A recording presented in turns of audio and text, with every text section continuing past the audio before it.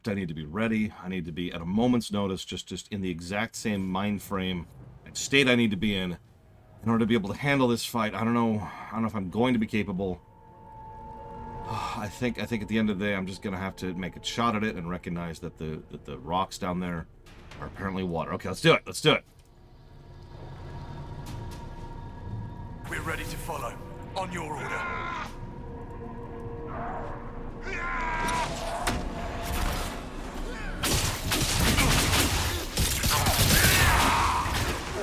One down!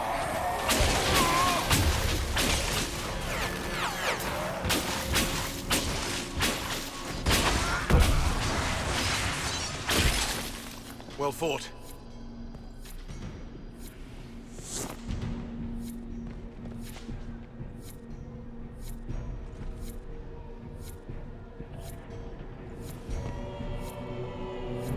Right. Keep them off us! We'll break this beast!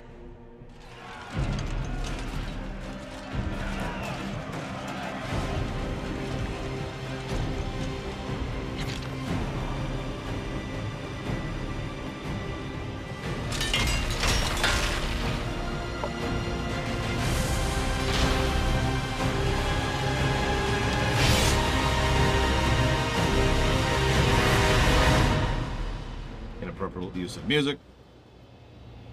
Like you do. We've got Red Templars coming through the barrier!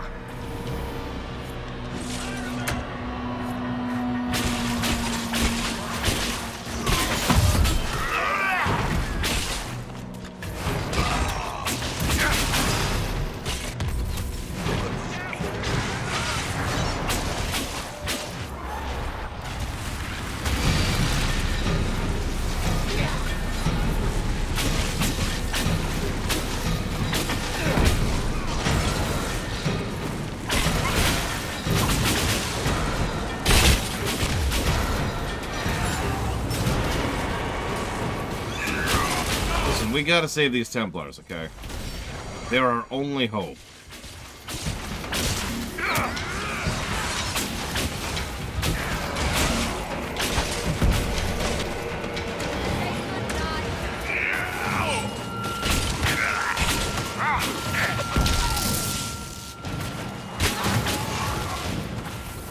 Bits up, face down.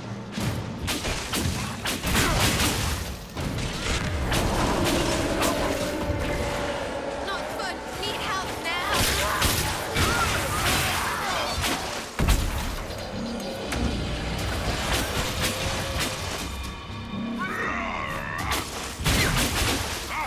I never noticed this before. Look at the lower left of the game. You notice how periodically we can't actually search, which is this button, because we're in the middle of an attack or something. You see that? That's not a real ding, it's just yet another example of how unpolished this interface is. It's like, oh, you can't search. Okay, you can search. Okay, you can't search. Okay, you can search. Oh, you can't search. Oh, you can search. Oh, you can't search. Oh, you can search.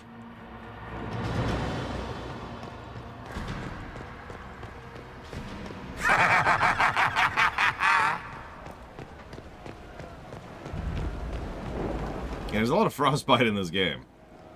That is a true sentence. I touched so much of you. But you are selfish with your glory. Now I'm no one.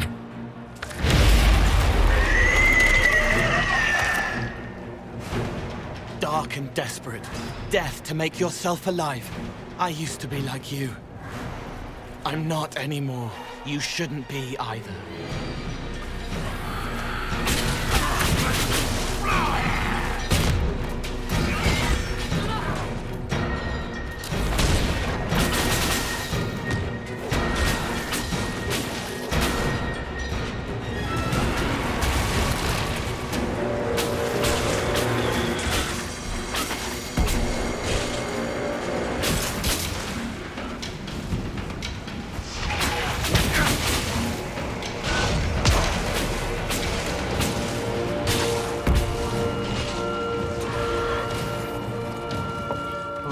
Hello, Zecta.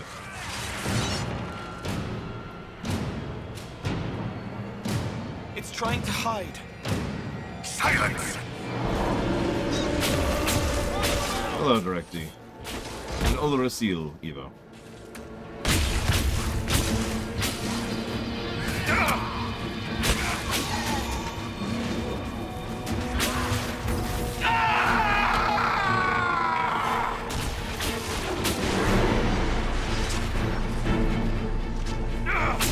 What did you gain from me? Everything!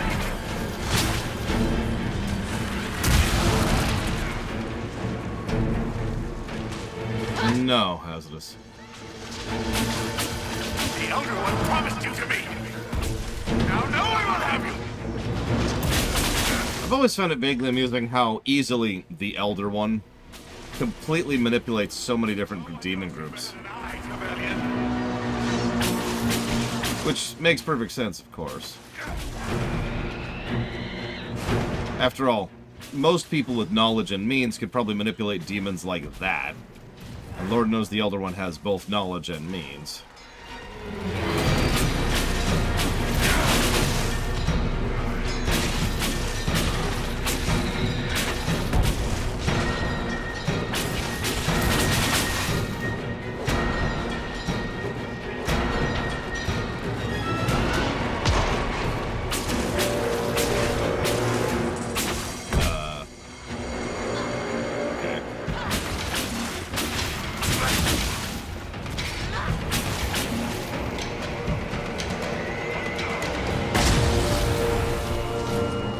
Also true, RRC.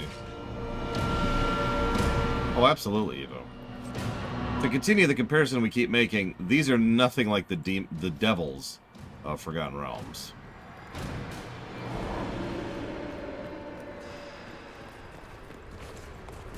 Quite frankly, I'm a little surprised. Well, let me walk that back.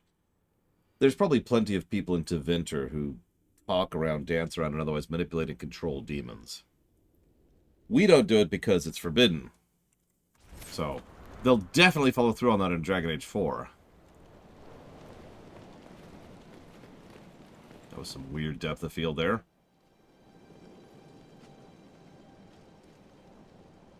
The demon is dead. Andraste be praised. She shielded you from its touch. We've numbers across Thedas, but we let this happen. Our officers either failed to see it, or were complicit. The Templars are ready to hear what the Inquisition needs of us.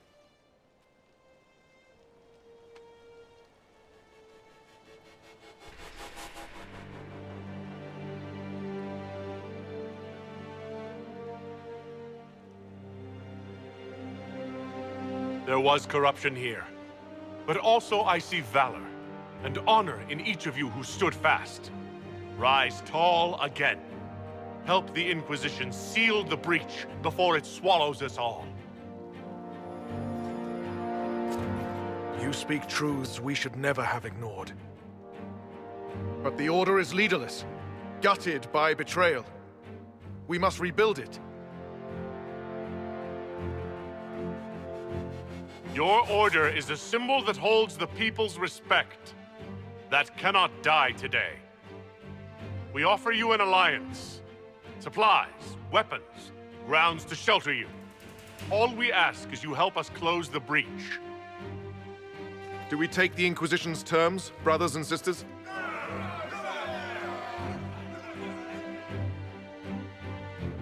The Templars will come. I hope your stronghold is ready.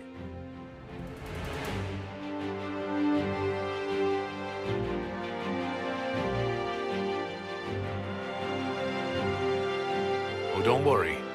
I think we're expecting company. Hey, Zar.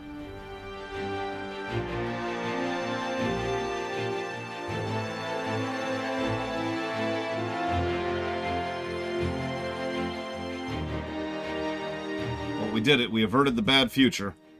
Wait.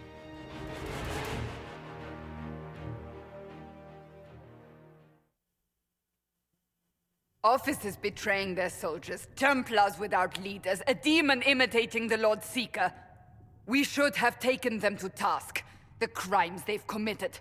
Were committed by their officers. The soldiers of the Order will serve. These crimes put them at our mercy, yet the terms of this alliance do not benefit the Inquisition as they should. You should have consulted us, Herald. The Order was in chaos. We had to shape it going forward or risk losing it entirely. An alliance with the Templars was our desired outcome. May we discuss their imminent arrival? A few dozen veterans are coming ahead of the rest to help seal the breach.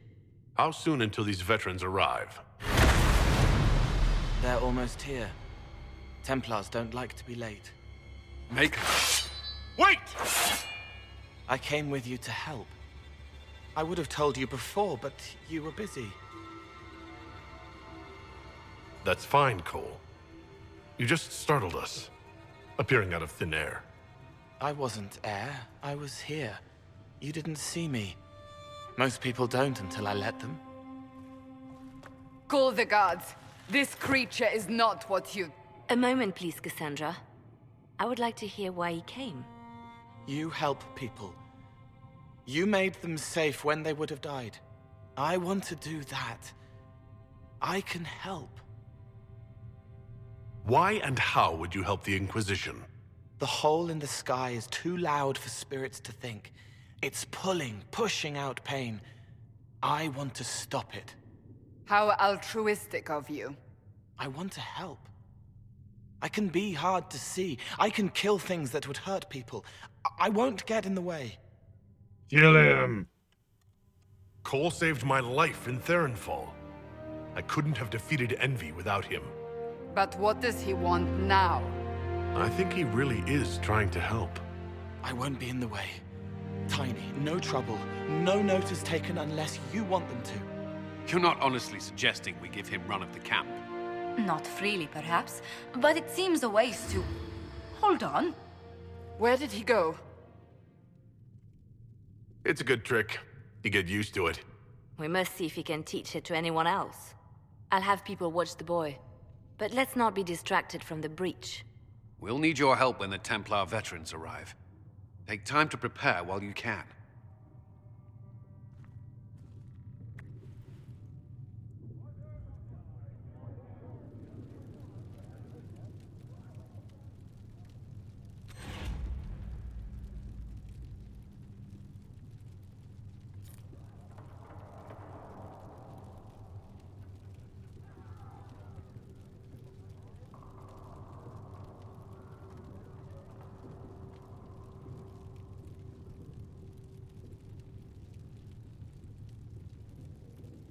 You don't like his hat?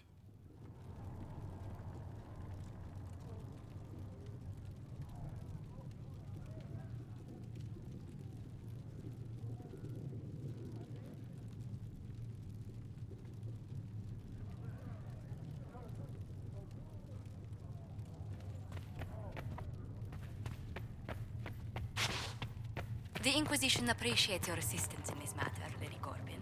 And my miners...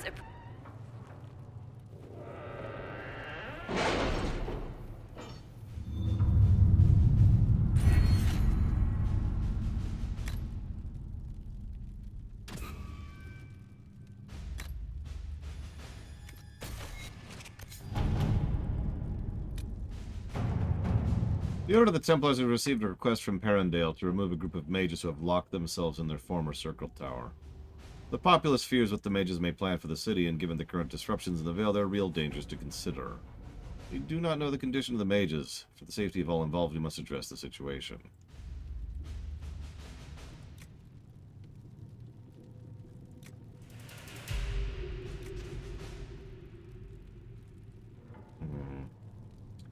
So we can send Josephine, Liliana, or Cullen for this one.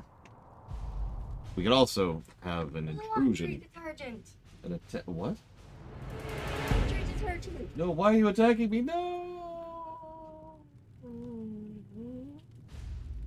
No! Those poor cookies! No! No! Run! I need to take a picture of that. Are you streaming right now? I am currently live and streaming. Show it to the stream. Evo says hi. Hello. There we go. So, It's probably going to be too small to really properly see. I got this sticker from school. But it's a bunch of little cookies. Can you see them down there? And that window says, would you like to delete all cookies?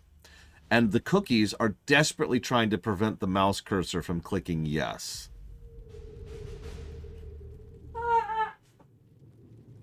And now my niece is attacking my bed. And I'm stealing this sticker. It's my sticker now. My sticker. You'll never get it. Okay. No, don't attack my bed. No. Why? What did the bed do to you? We sat down on it. Oh, okay. Couldn't quite see from here. I just sort of assumed, you know, like, no, yeah, like that. That's what I was assuming would happen. To work? No. You're not even on the bed now. What are you doing? I don't think that counts. All right, look. There. We arrived in Perindale to find the mages had indeed barricaded themselves inside the circle. They met us with some hostility and entry, but the mages were small in number, the defenses easily dispelled. Upon questioning, what are you doing? Upon questioning, we discovered the mages had remained in Perindale following the uprising. With increasing hostility from the general public, they retreated to the circle for safety. They appealed to us for aid. As the opinion of the Order, these mages are not a threat. We brought them the Inquisition that they might aid our cause. Had we not interceded, the danger these mages posed to the public, or vice versa, could easily have ended in bloodshed. Cool, it's like the mage Templar War is still going in the background, in the distance, in the far distance. Commander Cullen, as I understand, you are military commander for the Inquisition's venture to Theronfall Redoubt. The safety of the non-combatants who lent their influence to your organization is therefore your responsibility. My brother was lost in that endeavor. I call upon you as a man of honor to answer for the death in a duel to be fought in Val Royale. Yeah, the duel is a move in the game. We can't have Cullen fighting in the streets. We have a seasoned duelist on staff. No, let's do Liliana. Let's see what we have. The Vicomte was close to his brother, but the younger Pontival incurred a lot of debt. Vicomte probably thought a public challenge would make his brother Lenders back off. We had a word with the more vocal ones. He will probably leave Cullen alone for now. I know, this is so great, just doing these missions, just BAM! I mean, this is why this is 4 negatives, by the way. So far. Nope, I'm wrong. This is 5 negatives. The deaths of so many good souls at the Temple of Sacred Ashes is a tragedy, compounded by the frenzy of posturing that has taken place in the race for the divine successor. All too frequently, it uses the University of Orlais as a scapegoat for ills perceived or real. Considering a recent cowing of the clerics, the university is hoping you might see your way to protecting us from rhetoric. Such partnership could be beneficial to us both. We have research, magical as well as mundane. Give them money, or excuse me, information, troops, or diplomacy. 3 negatives is the max for an individual aspect of game design. So the war table itself is 3 negatives. Or more accurately, the timer on the war table is 3 negatives. The amount of content that is locked behind the war table is an additional negative. The lack of any mechanism by which to bypass it, which leads to the fact that the game can actually reach a state relatively easily of being forced to just sit here and pause and not play the game in order to be able to progress the game, is a separate negative. So, the war table as an aggregate gets 5, but really, it's 3, 1, and 1. Make sense? Let's send Liliana.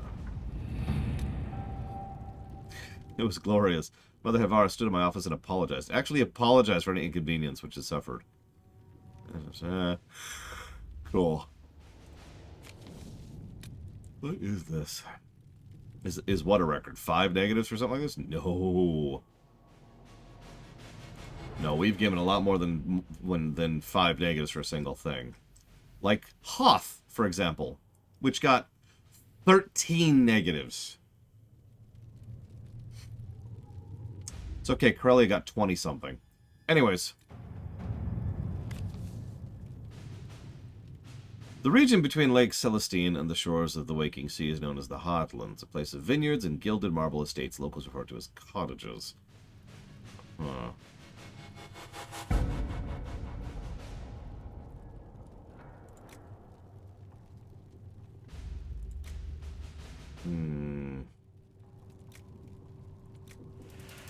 Sister of Takuma was 40-something, but that's on both story and gameplay.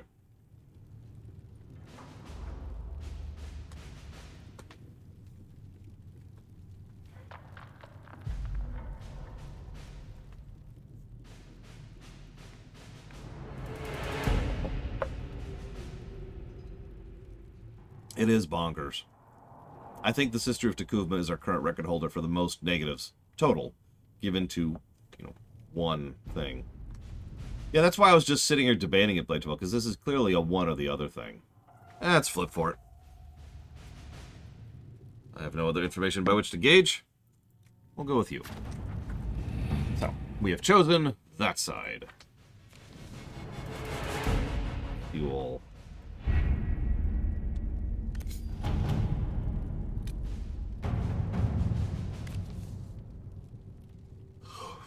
You must find the guardian of the sacred ashes.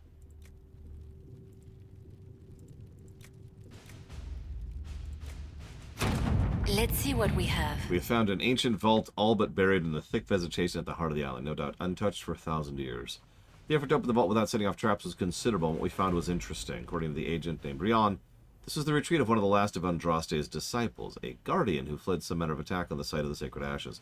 He expected reinforcements by the disciples who never arrived. Whatever text he thought to preserve had mostly crumbled, but we recovered a number of other artifacts from the site. It is a significant find that will undoubtedly prove of great interest to the Chantry, even if it takes them years to sort through the debris.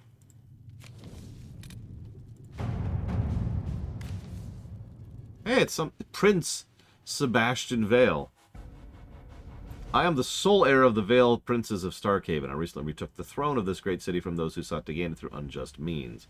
As a most devoted adherent to the Chantry, I felt the loss of the Holy Justina very keenly. I hope for a resolution of the terrible conflict that claimed the lives of the hundreds in Kirkwall, and now threatens to claim all of Thedas. I extend Starkhaven's hand in friendship. Sure. Yeah, I don't know what they're talking about either. I love how, by the way, you see this? This is yet another example of the game being a little bit rushed, because it doesn't quite understand the resolution scaling correctly. It's not the first time that's popped up either, while we're on the subject. Yeah, Sebastian sounds reasonable. Let's burn Kirkwall to the ground. Or, I mean...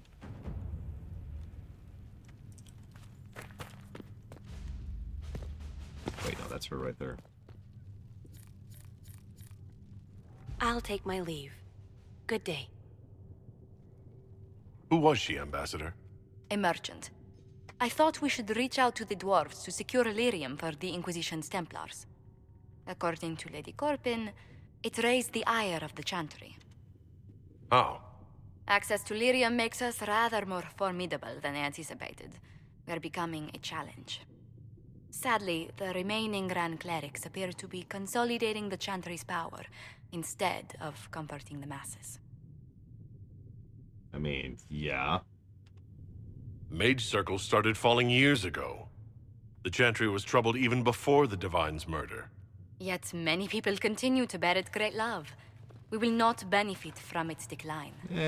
Little but the Chantry ties Orlais, Nivara, Ferelden, Antiva, and even Rivain to a common cause. Has the Chantry truly promoted such peace? Andraste's chant is familiar across kingdoms, a source of many shared customs. That is the crucial point. Common ground is the start of all negotiations. I suppose a shared faith can be useful when talking with strangers. Precisely. And these similar interests are merely where we begin. We must learn to think beyond our own wants to secure peace in Thedas.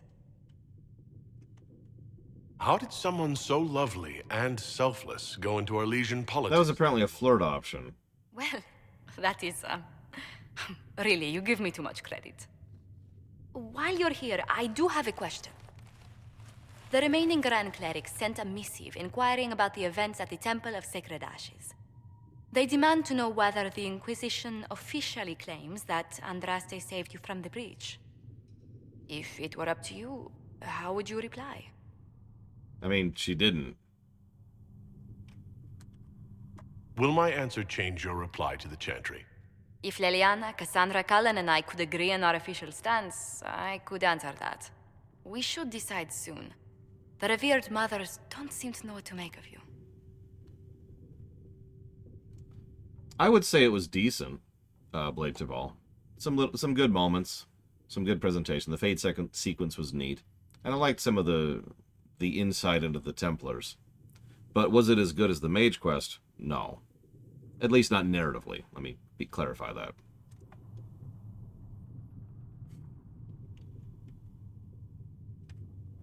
I tell the Chantry I was saved by circumstance, not divine intervention. Yet as rumors your Andraste's herald grow, the Grand Clerics may not believe such a humble reply. A difficult situation, and I thank you for your answer. A good day to you. Sure thing, Josephine.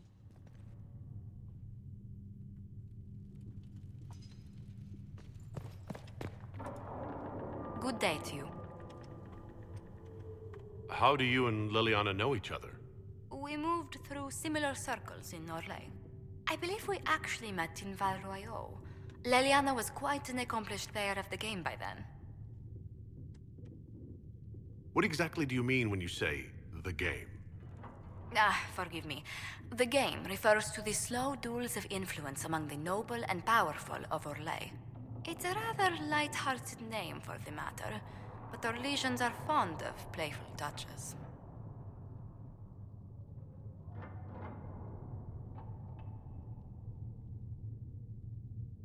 What business are the Monteliers in, exactly? We began as merchants. My ancestors founded the first trade routes to Rivain.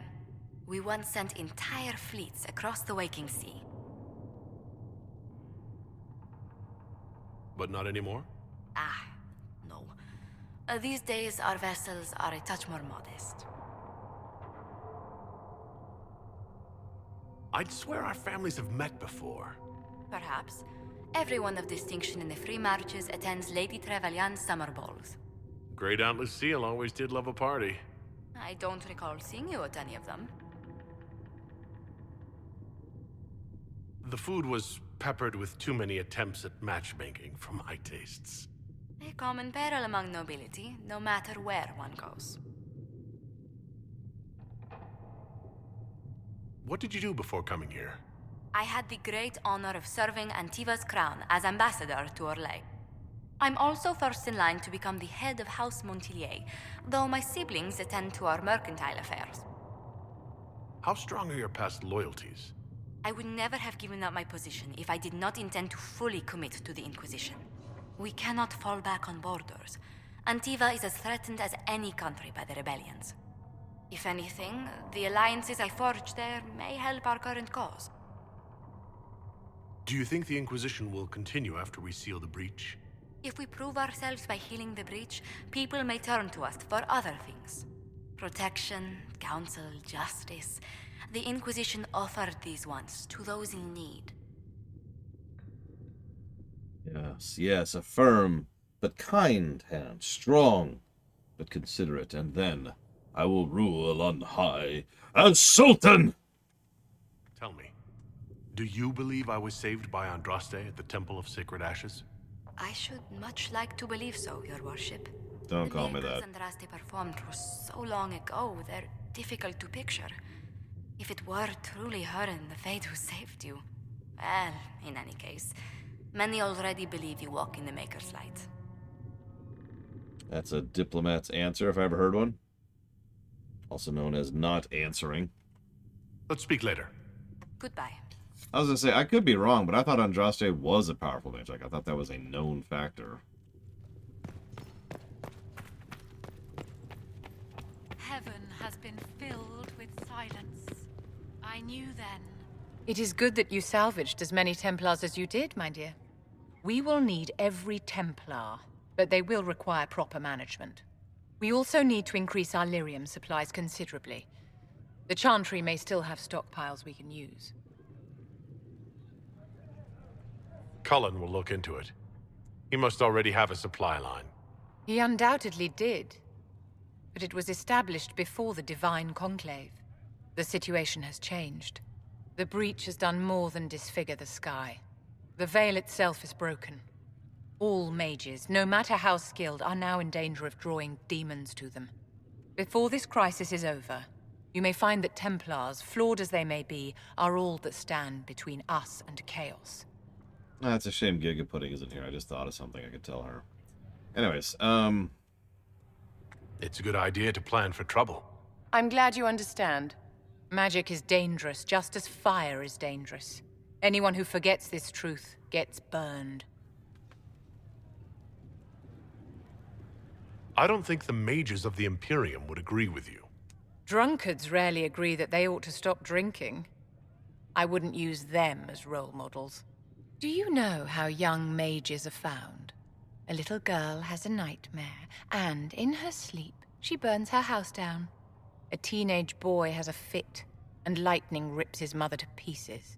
You know how these stories go. Perhaps you lived one. People don't learn the fear of magic at Chantry services, my dear. They learn it from us. Tell me something. As you will no doubt have a hand in shaping it, what future do you see for mages?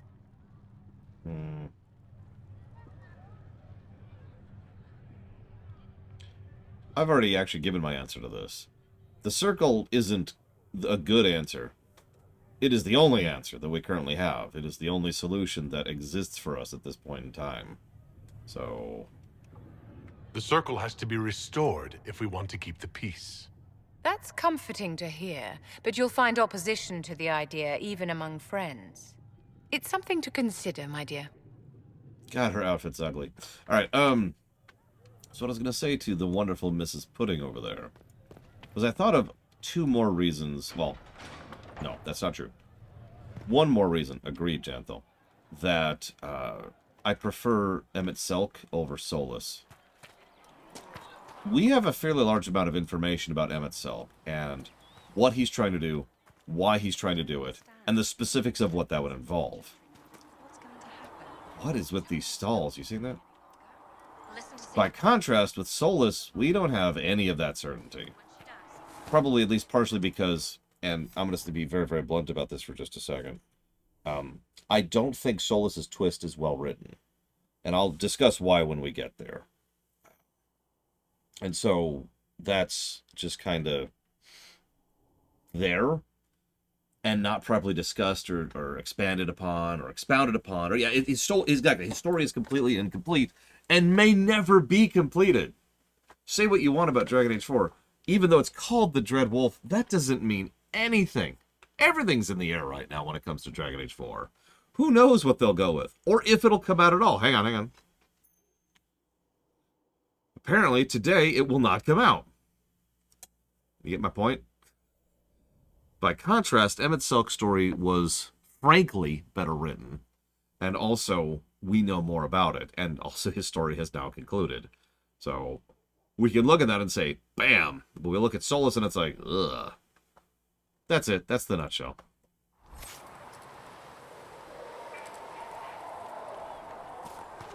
Yeah, exactly. Jesse's mask. Blessed are the peacekeepers, the champions of the just. Blessed are the righteous, the lights in the shadow. In their blood, the Maker's will is written. Is that what you want from us? Blood? To die so that your will is done? Hey, Liliana. Death your only blessing. Maker doesn't exist. So. You speak for Andraste, no? What does the Maker's prophet have to say about all of this? What's his game? How is this a game? Do you see the sky? What about the temple ruins? The bones lying in the dust? Even if you didn't support the Divine's peace, you wouldn't call this right. Who could? So many innocent lives. The faithful murdered where the holiest of holies once stood. If the Maker willed this, what is it if not a game or a cruel joke? It was empty. I speak for no one but myself, and I have no answers for you. Then we can only guess at what he wants. The Chantry teaches that the Maker abandoned us. He demands repentance for our sins. He demands it all. Our lives, our deaths. Justinia gave him everything she had, and he let her die. Maybe you should be angry at the people who murdered her? If the Maker doesn't intervene to save the best of his servants, what good is he? I used to believe I was chosen, just as some say you are. I thought I was fulfilling his purpose for me, working with the Divine, helping people. But now she's dead. It was all for nothing. Serving the Maker meant nothing. Maybe you have another purpose. I could help you find it. No, this is my burden. I regret that I even let you see me like this. It was a moment of weakness. It won't happen again. Come. To work, then. We will speak later. But where's your one true love, Liliana? Who definitely exists, wink wink. A learned child is a blessing upon his parents and onto the Maker.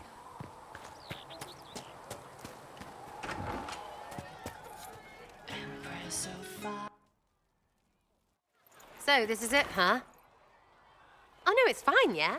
It's just, I thought it'd be bigger. Hear that? I meant the stronghold, but it sounded like... Well, it's funny, right? Anyway, stopping wars should earn more sovereigns than this. Need things back to normal for coins to be flowing again. Another reason the Templars and mages need to be sat down. It's not just a war between those two. Well, sure, the sky has a hole in it, but I can't put an arrow in that. Well, I have. Doesn't come down. That's weird.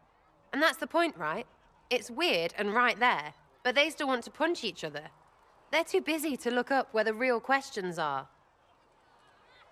That's why we're here. To help guide everyone back from the brink. The religious ones tell you that.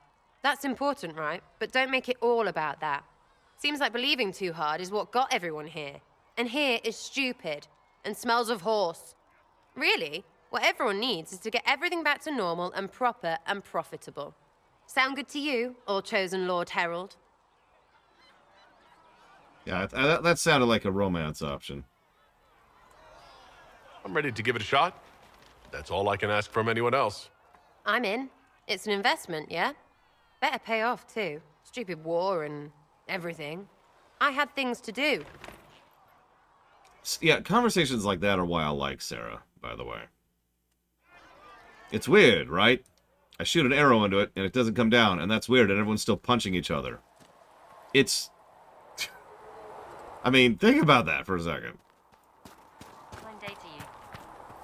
I can understand why people tend to be put off by her. I can, really. But Sarah is very ground level, and I tend to appreciate that, probably because that's where I live, too. Janitor, you know? You don't trust them?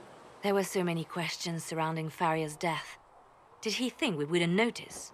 He's killed Farria, one of my best agents, and knows where the others are. You know what must be done. Make it clean. Painless if you can. We were friends once. Wait, what are you doing? He betrayed us. He murdered my agent. And you'd kill him, just like that. You find fault with my decision?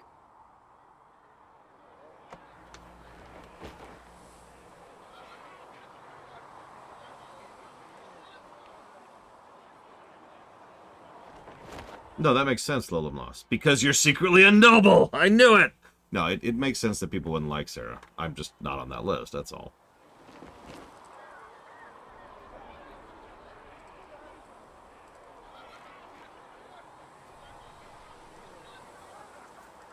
So you're saying you hate me, Evo? Just because I'm one of the common dirty muck that clings to your fancy boots as you stomp around in your palatial dwelling? I understand extremely. Alas, I thought she was better than this. No, the main reason Sarah irritates me is probably the reason that doesn't even bother any of you, which is the fact that she's, you know, crude, which is not something I tend to enjoy. We can't solve our problems with murder. And what would you suggest? Leave him be. Butler's betrayal put our agents in danger. I condemn one man to save dozens. I may not like what I do, but it must be done. I cannot afford the luxury of ideals at a time like this. Now is precisely the time for ideals. You feel very strongly about this. Very well. I will think of another way to deal with this man. Apprehend Butler, but see that he lives. I'm gonna kill so many people over here, about. Just so many people. Yeah, what's really funny is I completely agree with Leliana. But we're trying to soften her. So, you know, metagaming. It's okay, it's a CRPG. We all metagame in CRPGs. No, we do. Every one of us. It's like, wait, hang on, let's go ahead and use such and such. Hello, speaking of metagaming. Templars will put their powers to use, sealing the breach. Any group corrupted by a demon must be watched carefully. At least they know how to fight. We can't afford to be picky about our allies. Point taken. Just remember, an enemy can attack, but only an ally can betray you. Betrayal is always worse. Speaking of which, you should ready yourself. For? This Elder One. You have now interfered with his plans twice. Once at the Temple of Sacred Ashes, and now again with the Templars. A being who aspires to godhood is unlikely to ignore such an affront. Wow, we know he's aspiring to godhood now, do we? Oh, well. Yeah, do you want anything to add to that, Solus? You're right. I'm just wondering if there's any additional information. Will the Templars ever uncover? Reports of fade rifts and demons keep coming. The people are terrified, and it's only getting worse. The only thing that will calm their fears now is the hope that someone out there can save them. You have to be that someone. No one else has any power over the rifts. Seal them. Your legend will spread, and Thedas will learn to trust the Inquisition. Yes, trust the Inquisition. Why do you want me to seek out the rebel mages? Why do you care? I've known mages. Some of them were better people than me. And yet I'm free and they're not. It's not right. That's an interesting take on it.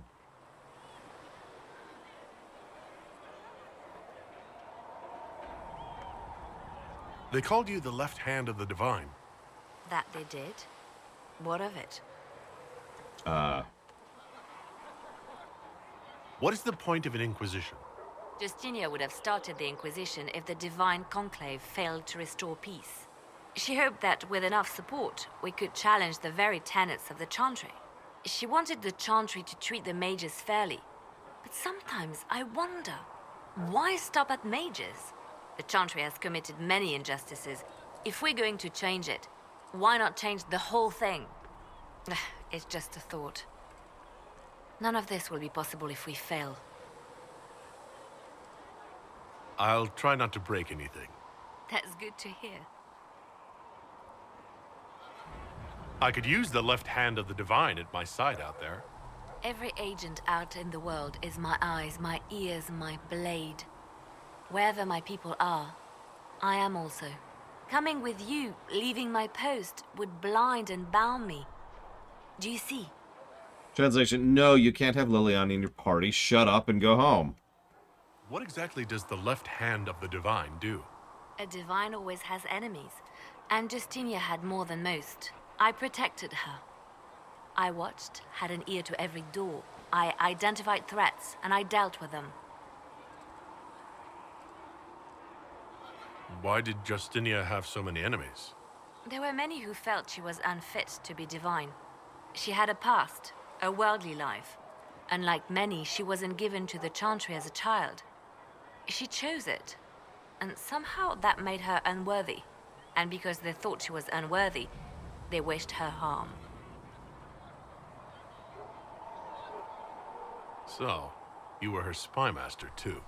I handled difficult situations that couldn't be resolved through more delicate means. Definitely von Falkenstein. Definitely. Who?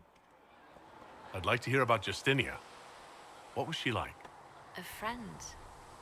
A mentor. Like me, she had secrets, made mistakes. It made her human. I think her followers responded to that. Was there something more than friendship between you? You're asking if we were lovers? Typical. I was devoted to her, therefore it must be romantic. Love is common. Love is simple. My bond with Justinia was something greater. She was a sister, a mother, a teacher. So to answer your question, yes, it was more than friendship. How did you and Justinia meet? I met her a long time ago, before she became divine. Before she was Justinia. When I met her, she was Mother Dorothea. I was at my lowest. Broken, lost. And she saved me. No, wait. She hates it when I say that. I saved myself. She just showed me it was possible. We'll talk more later. I was about to say, apparently we were simple back in Origins. Oh no. Though you had granted them power over the very fade. So, the Templars joined the Inquisition. Even with Cullen here, I never thought that would happen. Of course, after Kirkwall, I never thought anyone would use red lyrium on purpose either. The Templars should know better than anyone what that shit does to people. Finding more of it really punches a hole in my red lyrium at the temple was a coincidence theory. How long does it take for red lyrium to grow? How fast can it spread? It took years to infect people in Kirkwall, but no one there was actually ingesting the stuff. This Elder One managed to take the worst thing I can think of and make it worse. That's an accomplishment. We can't leave a single piece of that lyrium out in the wild. I'm with you on that. I've got people trying to find out where the red stuff came from. I think maybe we should make that a priority. But that's enough doom and gloom. You just won a big victory for the Inquisition. What are you going to do to celebrate? That's a good point. We should celebrate. A banquet. Something like a banquet. Word to Josephine, and I bet she could arrange anything. Things should be calm around here for at least the next hour. Take a moment to enjoy it. If the world's about to end, I'm sure the Seeker will let us know. Need something? Tell me about the Hawk. I've read your Tale of the Champion, and I have a few questions. That's a pretty common reaction. Go ahead. In the book, you say that first enchanter Orsino turned himself into a giant monster made of corpses. How? Why? Do I look like an expert on magical weirdness to you? I can't tell you how. For the why, all I can say is he was desperate. Cool. There is no way Hawk really could have killed the Arishok. It would have started a war with the Qunari. I was told later that the Qunari disavowed his actions. Apparently, the Arishok didn't get permission before he attacked Kirkwall, and the Qun didn't want another exalted march. When they finally sent a ship to haul the wrecked dreadnought away, they just said, "We will never speak of this again." As far as I can tell, that's the Qun's version of an apology. Yeah, nobody would want an exalted march, right? Where are the rest of Hawk's associates now? Meryl decided to look after the elves left homeless by the fighting. She's done a pretty good job of keeping them away from the mages and Templars, so far. I guess she has plenty of practice avoiding stupid human battles with her old Dalish clan. Fenris has kept himself busy, hunting down the Tevinter slavers who came south to prey on the refugees. I'm not sure exactly where he is at the moment. You can usually follow the trail of corpses, though. Isabella went back to the raiders. She's calling herself an admiral now. I don't know if she's actually in charge or just has a really big hat. Might be the same thing, honestly. Sebastian went back to Starkhaven. I'm sure he's boring all sorts of people there. Hawk's little brother was off on some warden business near the Anderfell's border last I knew. Aveline is still guard captain. I'm pretty sure Kirkwall would fall into the sea if she quit her job. But what about... Need something? The red lyrium we found at the temple seemed to upset you. My brother Bartrand and I sort of discovered red lyrium during an expedition in the Deep Roads. We located an ancient thaig, so old it barely looked dwarven. There was this idol there made of it. Bartrand brought it back to the surface, and, well, everything's gone downhill from there. So what is it? Just another kind of lyrium? The red stuff is lyrium like a dragon is a lizard. It's not just a different color. It has a whole host of weirdness all its own. I've written to every mining cast house in Orzammar. No one's seen this stuff before or knows where it came from. What makes it special? Regular lyrium can mess you up pretty badly, but you have to ingest it for that to happen. Red lyrium messes with your mind when you're just near the stuff. You hear singing, get violent, paranoid, and then it does creepy shit. Makes things float, brings statues to life. It also turned Kirkwall's Knight Commander to lyrium. Everyone's been kept at least 100 paces from it since. How did the red lyrium get in the Temple of Sacred Ashes? I don't know. So as far as I knew, the only piece to make it to the surface was destroyed. And the location of the thaig it came from is a secret. Did someone find more of it in the Deep Roads? That's not a cheery thought. I think that's enough on red lyrium. Yeah, not really my favorite subject. Remind me to discuss the red lyrium and probably a negative to story for external continuity once we find out what it actually is. Here.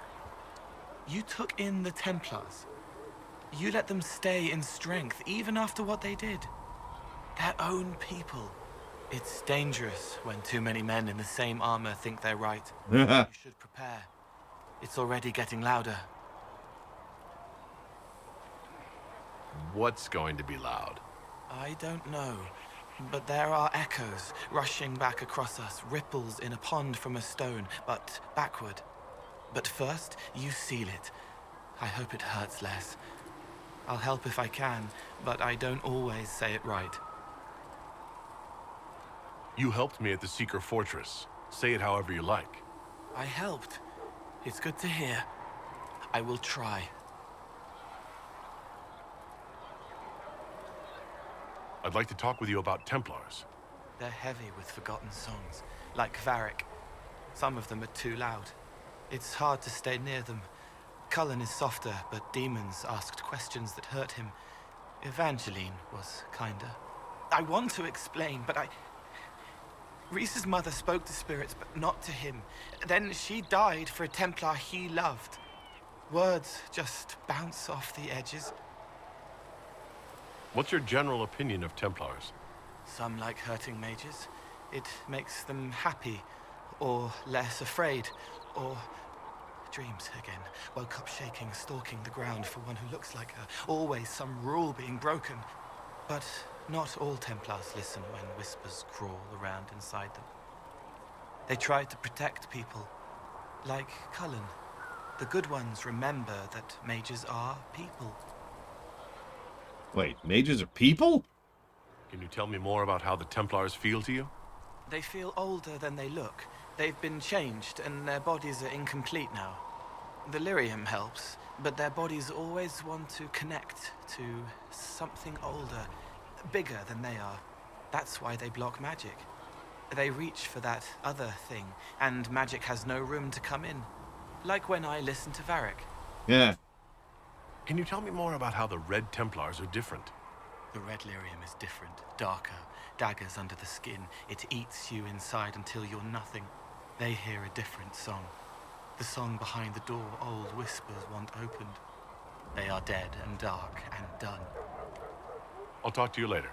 Probably.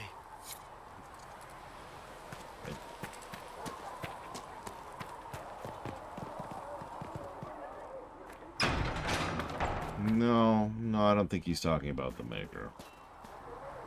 We got the Templars on our side. Glad to hear it. I'll keep the charges at a respectful distance. Not that the chief has any apostates in the group. Cool. Can we talk about the Bull's chargers? Best company you'll find from here to the Anderfells. In my time with the chief, we've gone up against everything from bandits to magic trees. We're expensive, but you'll never doubt we're worth it. Want to know anything in particular? Do the chargers specialize in anything from a tactical standpoint? Bull doesn't want us large enough to work as an army. We're better as shock troops, as skirmishers. We've got archers for hitting enemy infantry, Dalish with more archery, and Skinner and her people on the flanks. Rocky handles fortifications and traps, and Stitches keeps us all fighting. They mostly hold back. I'll lead the frontline fighters with Grim, and the chief goes wherever he can hit something. Are there rules for how mercenaries operate? If you don't want some noble to treat you like bandits, yes. There's also a code of conduct most companies hold to. Keeps things civilized on the battlefield. We accept surrenders for ransom from mercenaries, nobles, and soldiers wearing a lord's colors.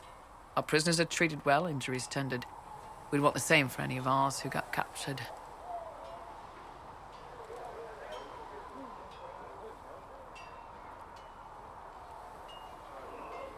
You said something about everything from bandits to magic trees.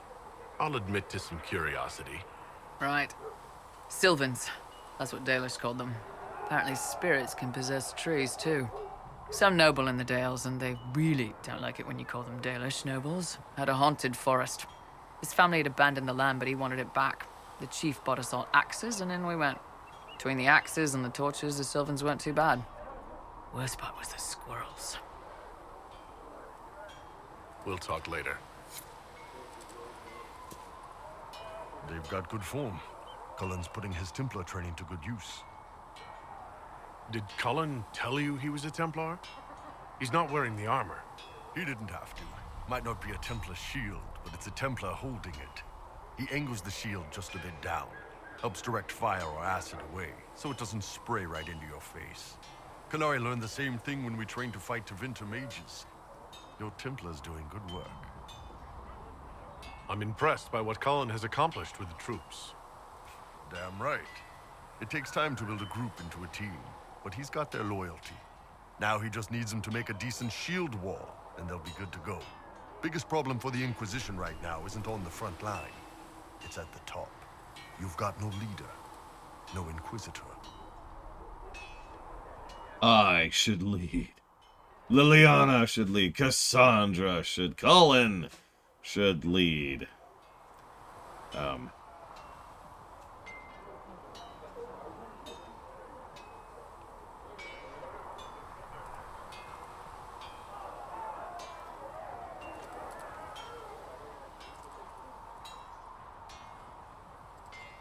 Okay, fine. We'll go with 5. The Inquisition has done all right so far without an Inquisitor. That's because all we've needed so far is damage control, reaction. A group can handle that. Once you've sealed the breach, it's gonna be time to make decisions. Someone's gonna have to step up. Who knows? Maybe you sealed the breach. The Chantry gets off its ass and all those soldiers go home and get fat. You think? It could happen. It won't, but it could. Cool. That's terrifying.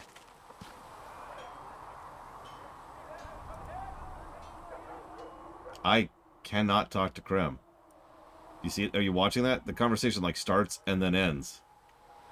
Look at that. Cool.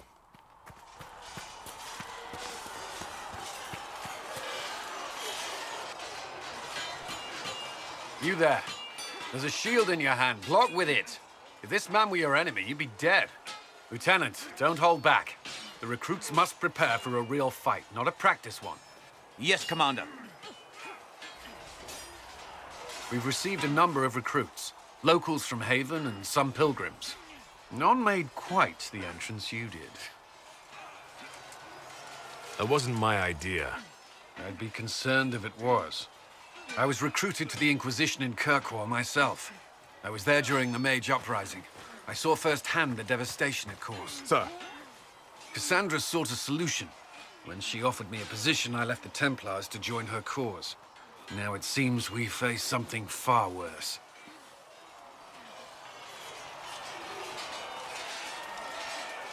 I must have this mark for a reason. It will work, I'm sure of it. Provided we can secure aid, but I'm confident we can.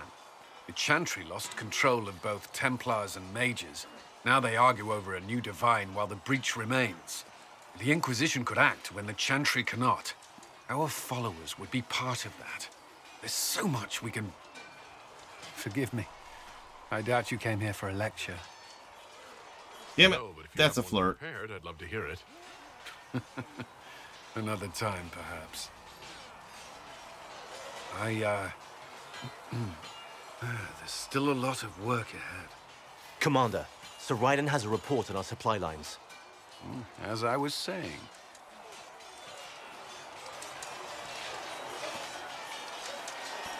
Yep, and now we're locked into romance with him.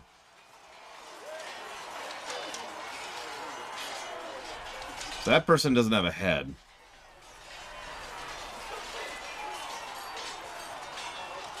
So there's this concept in game design. It's extremely old. It goes back, honestly, to the 2D era, but really became popular in the PS1 era. It's called culling, and it's telling the game to not render anything it doesn't need to, which is usually stuff where your camera is not facing. So as you pan the camera, the game will change what it's rendering at a given point in time. If you ever wonder what bad culling looks like, well, you're looking at it right there.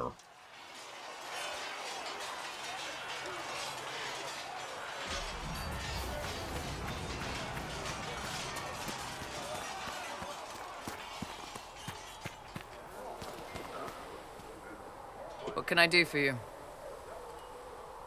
Iron Bull said the chargers were at my disposal. Do you have any suggestions on how to use them? We don't have much information about what's happening in Redcliffe's castle now that the mages have gone silent. I could have some of the boys poke around. If nothing else, we get a better look at the land. Can we talk about the Bull's chargers? Certainly. What can I tell you? Have you had any other interesting jobs? Had one noble whose rival had been told by a fortune teller that her death would come on feathered wings. The noble sent us after the rival. Not assassination, legal and everything, but we had to wear feathers. We sewed them into shirts over our armor. Should have seen the chief, all feathered up like the cock of the walk. Ended up retreating after all that. The rival choked to death a year later on a chicken bone. We'll talk later.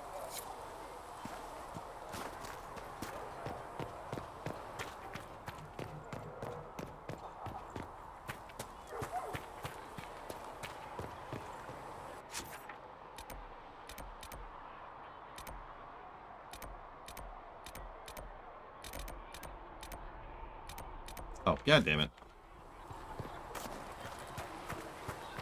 I don't know who voices Krem. Hang on. He's voiced by... It is Jennifer Hale.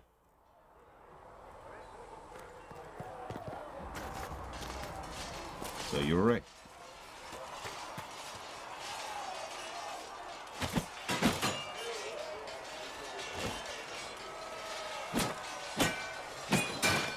Ugh. Now we're gonna flirt deliberately. You're kind of a force of nature, aren't you? When I need to be. It's impressive. You flatter me. I'm trying. Did I do the right thing? What I have set in motion here could destroy everything I have revered my whole life. One day they may write about me as a traitor, a madwoman, a fool, and they may be right. You didn't have any choice. Didn't I?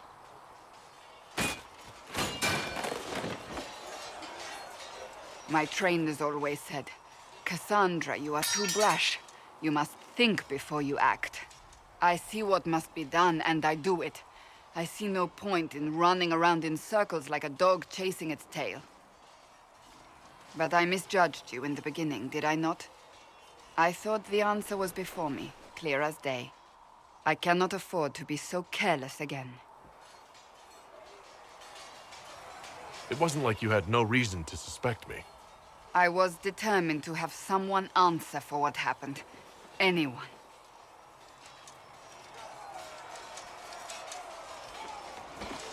You've said you don't believe you're chosen. Does that mean You also don't believe in the Maker? Also, Von Falkenstein is incorrect. I did talk to everyone before we went to the hinterlands. So, you know.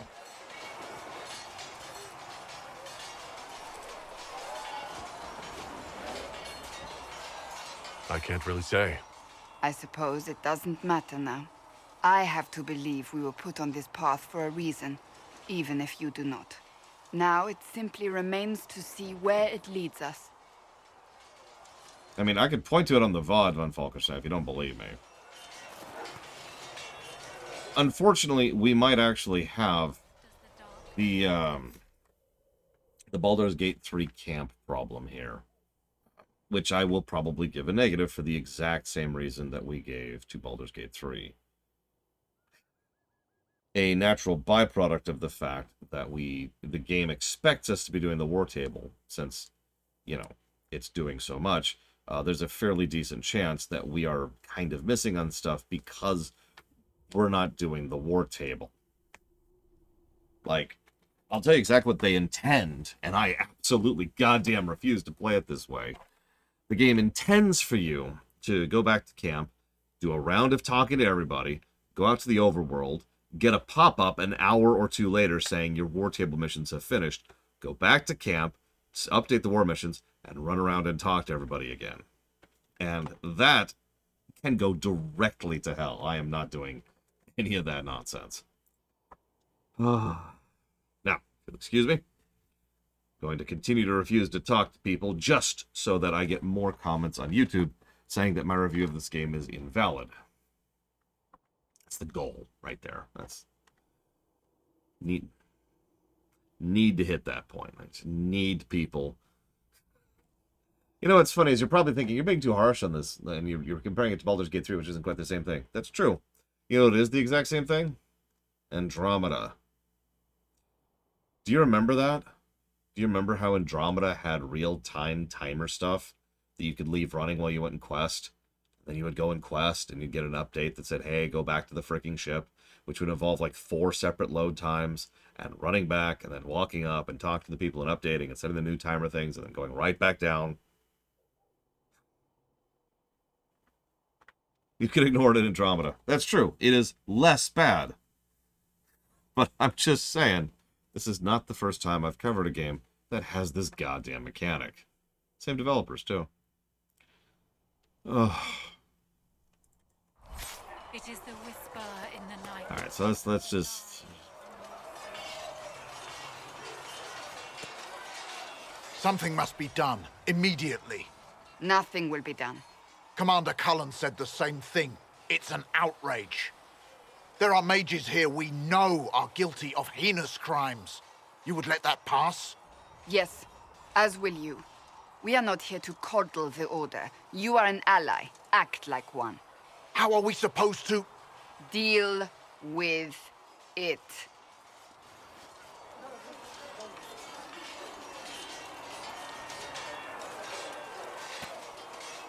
It never ends, evidently.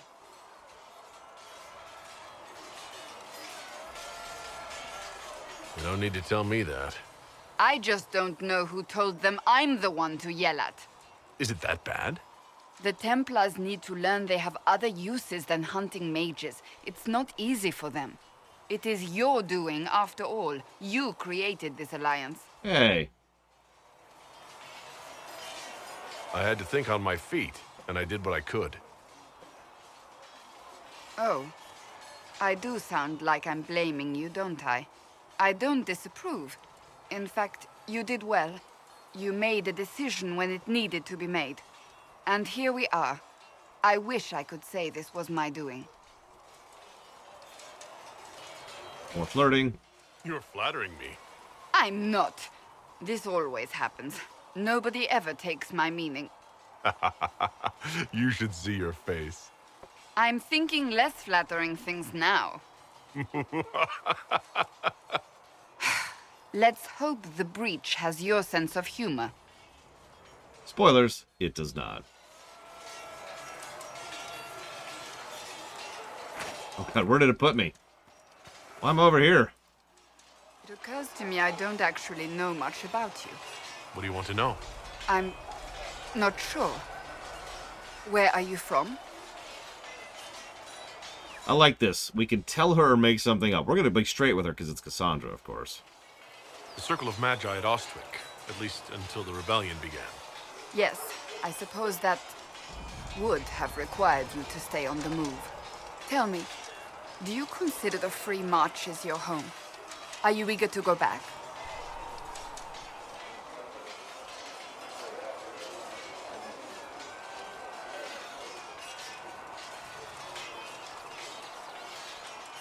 Wherever I am is home enough for me. That's how I feel now, after years of tending to business for the Divine.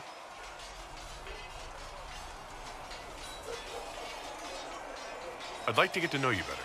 There's not much to know.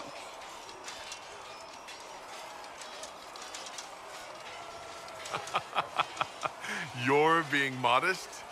Do you think me a braggart? No. I think you're interesting.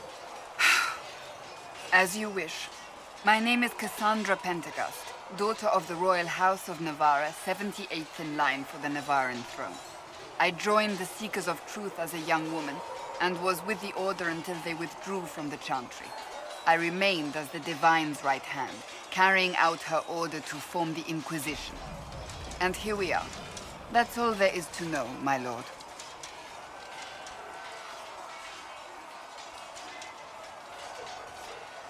You're a member of Navarra's royal family. The Pentecosts are a very large clan. Half of Cumberland could say the same. Really? No, but it feels that way. I have hundreds of relatives so distant they need charts to prove we're related at all. And they have them. Oh yes. The Pentecosts value their precious blood like it runs with gold.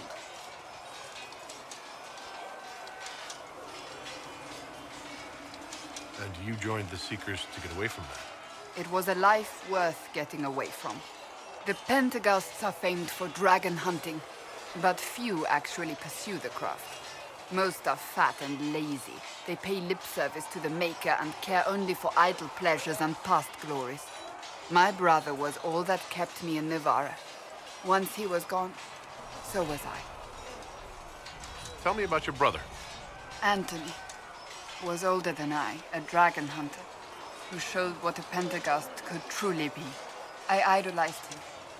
I wanted to hunt dragons as he did, even though our uncle forbade it. Anthony promised to train me in secret. We would hunt together one day, brother and sister, vanquishing the beasts of old. And then he died on me. I'm sorry. I shouldn't have pried. No, it's fine. A group of apostates wanted dragon blood, and wanted Anthony to get it for them. He refused, and they killed him for it. In front of me. I begged the Chantry to let me become a Templar. Instead, they sent me to the Seekers. It took many years to let go of my drive for vengeance. I think I understand how you felt. At times I could not breathe. The rage nearly choked me. I sometimes wonder how different my life would be if Anthony was still alive. Would I be a dragon hunter? Married to some noble fool, a mother of 3? I cannot say. I take solace in believing the Maker has a plan, but he is not always kind. You don't seem to like your homeland much. My family polluted it for me. What little I saw of my homeland was through the bars of a gilded cage. My uncle treated me like a porcelain doll to be placed on a shelf and dusted only when necessary. Thus I did not see Navarra, the real Navarra, until much later. By then I realized I knew it not at all. Your uncle? What about your parents? They had the misfortune of taking the wrong side in the second attempt to overthrow King Marcus. The king executed them, but spared my brother and I since we were family, and children at the time. Thus we were raised by my uncle, a mortalitasi who preferred the company of his corpses to the living. Your uncle was a mortalitasi? A death mage. He still is. My countrymen do not burn the dead, they bury them in special crypts. The mortalitasi supervise the crypts, like priests. Uncle Vestalis oversees the grand necropolis. Nevarans spend more time honoring dead relatives than they do with living ones.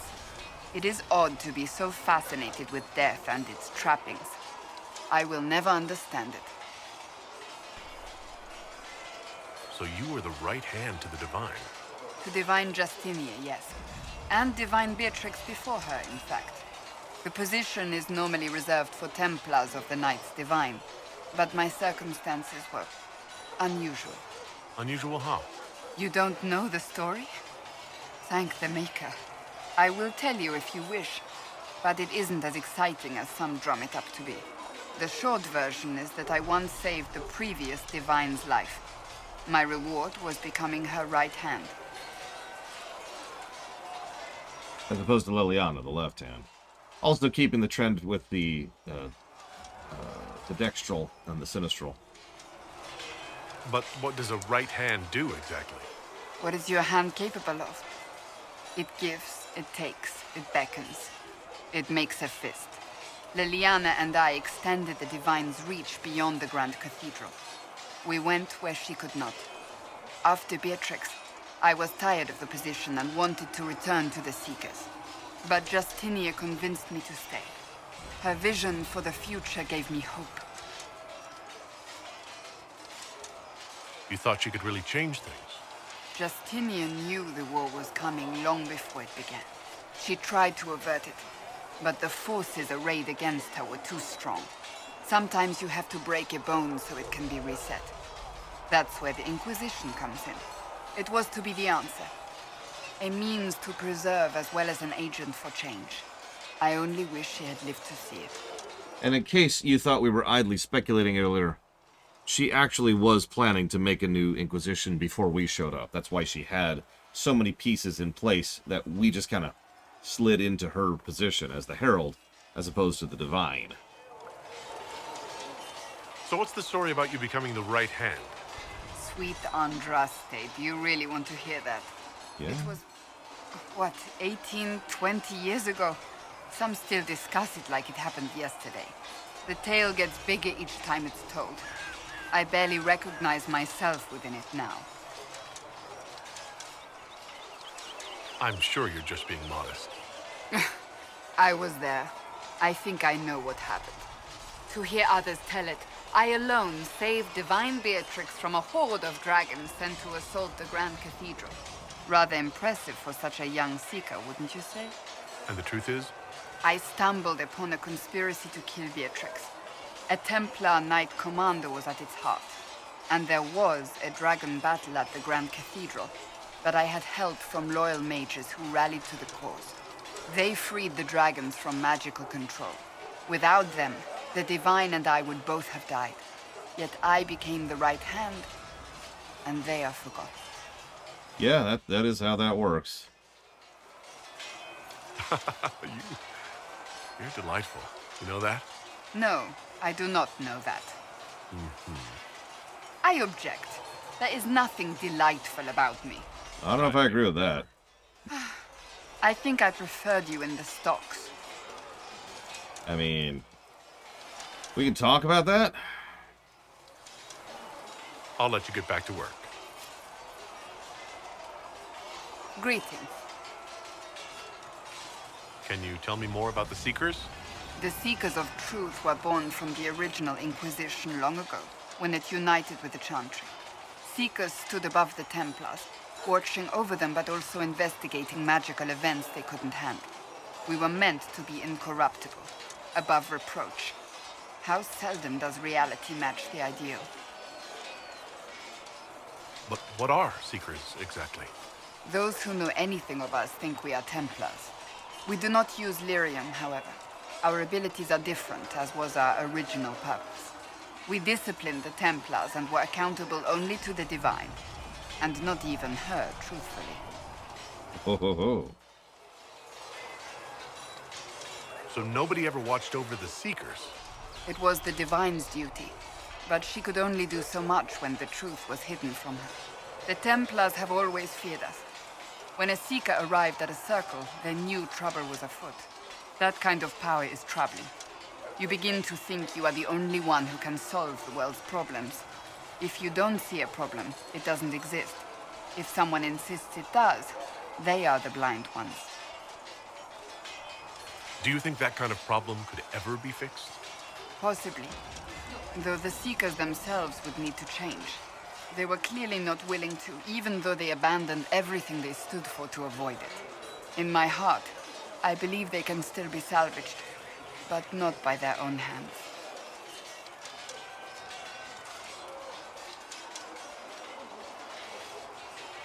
You mentioned that Seekers have different abilities than Templars. Entirely.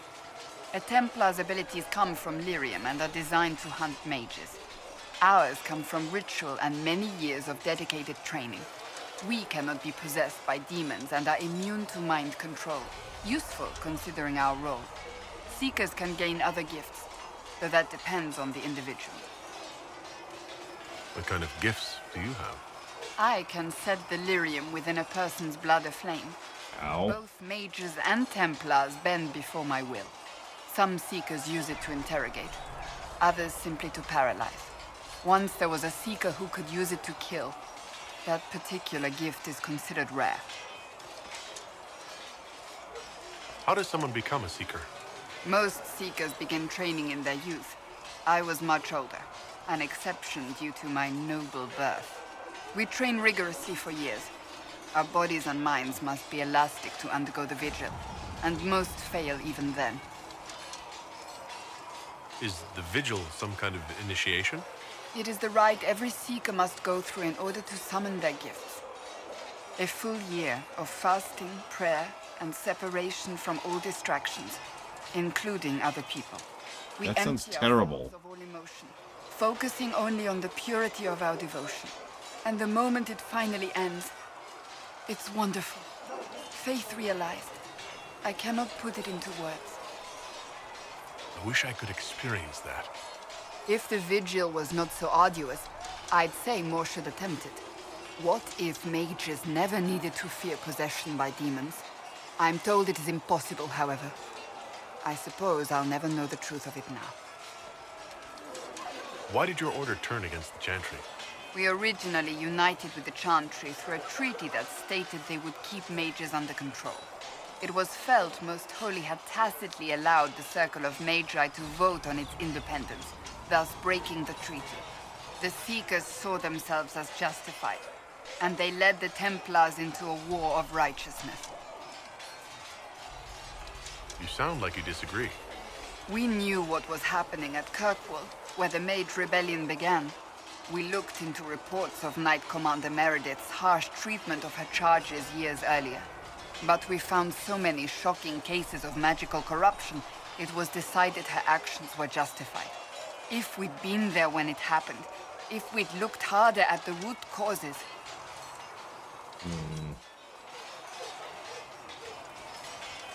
You seem to care a great deal about it. Too much, if you ask the rest of my order. When faced with a problem, the Seekers would close ranks and crush it. We would find an answer, but only once we felt we weren't being coerced. The moment the mages voted for independence, our response was predictable. It was difficult to watch. Do me a favor, save it until we do her quest, Evo. You know the one. I've no more questions. I trust all is well. May I ask you about the Chantry? It is difficult to say what becomes of the Chantry now. They have no Templars, no leadership, and no one left who is worthy of succeeding the Divine. It has fallen apart when everyone needs it the most. I ache to think what this will mean in the days to come. Do you really believe the Chantry is worth preserving? If you ask my opinion, it is. Absolutely. Cast the Chantry aside and new problems replace old ones. We will have learned nothing from history. The people need stability, and the Chantry needs a new purpose. Andraste had a dream for us. It can still be achieved. So what should that new purpose be? A dedication to what is truly important. Instead of building cathedrals and sewing gowns for the Divine, the Chantry used to spend its coin feeding the poor. If we are to spread the Maker's word across the world, We must do so with open hearts and open hands. That sounds rather idealistic of you. Does it? I do not think it's so unachievable. The Chantry has many good, honest people. They just need direction and inspiration. They need to be freed from centuries of adherence to tradition and ceremony. A chance for renewal is at our fingertips. It does not have to come with utter chaos. What influence does Chancellor Roderick really wield? He's a bureaucrat, responsible for communicating the Divine's will to the rest of the Chantry. Translation, a lot. He's accustomed to the clerics hanging on his every word, hoping his influence will benefit them. Despite that, Roderick is not a bad man. He's frightened, and believes his place is to fill the gap left by Most Holy's death. Some might agree. As far down the chain of command as he is, there is no one left above him. How big a problem could he be? No more than he is already. He sent his message to the College of Clerics. That is the only card he had to play. Dealing with him further only lends him credibility he doesn't deserve. Will the Chantry replace Divine Justinia? They will try. Once the priests withdraw for the Grand Consensus, it is against Chantry law for them to emerge without naming a new Divine. That sounds Sometimes familiar. it takes days, or weeks, or even months. The problem now is that no clear successor to Justinia exists. All worthy clerics died with her at the Conclave. So what happens if they can't agree on someone? Theoretically, they will argue until exhaustion takes them or they see reason. Practically, however, if the Grand Consensus goes on too long, the Chantry will crumble. Any cleric with ambition but little sense will see this as her one chance, and plenty of such clerics exist. We shall see what happens. The Inquisition must act in the meantime. If they do choose a new Divine, will you serve her? That depends on whether she would have me.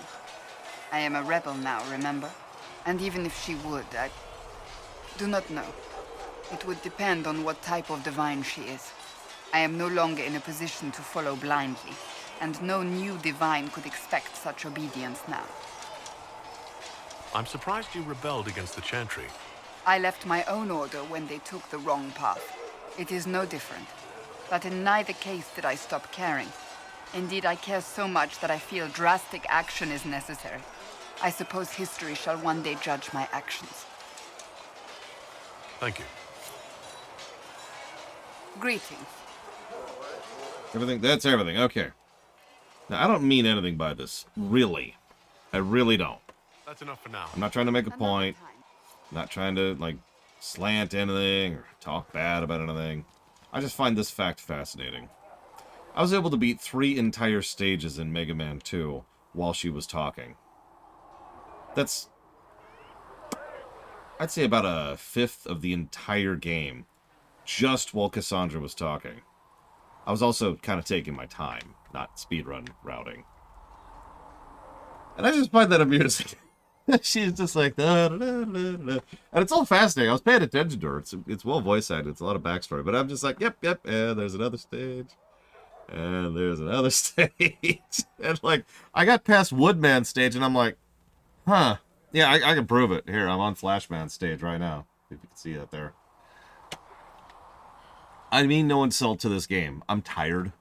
And sitting and watching something does not help when I'm tired, right? It's one of the reasons I don't like to watch TV, for example, in general, but also when I'm tired. Because if I watch a show or a movie when I'm tired, it's so non-interactive that I'm just gonna start drifting a little bit. So, I realized, you know what, we haven't, really smashed through all these dialogues, so let's go ahead and smash through all these dialogues. So, that's why I brought out the Mega Man, to keep me mentally active while doing this. Because I can pay attention. I can prove this. Also, do you like the T-posers there on the left? Do you see them? Just hanging out there. Do you like look at the wagon and then look immediately to the right and above and right of the wagon. And oh, there's actually target dummies. Ah, I was excited. They're target dummies.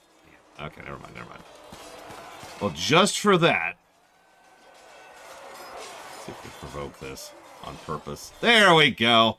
Just for you, Gigapudding. Just for you. For daring to insinuate that this game does not have bugs.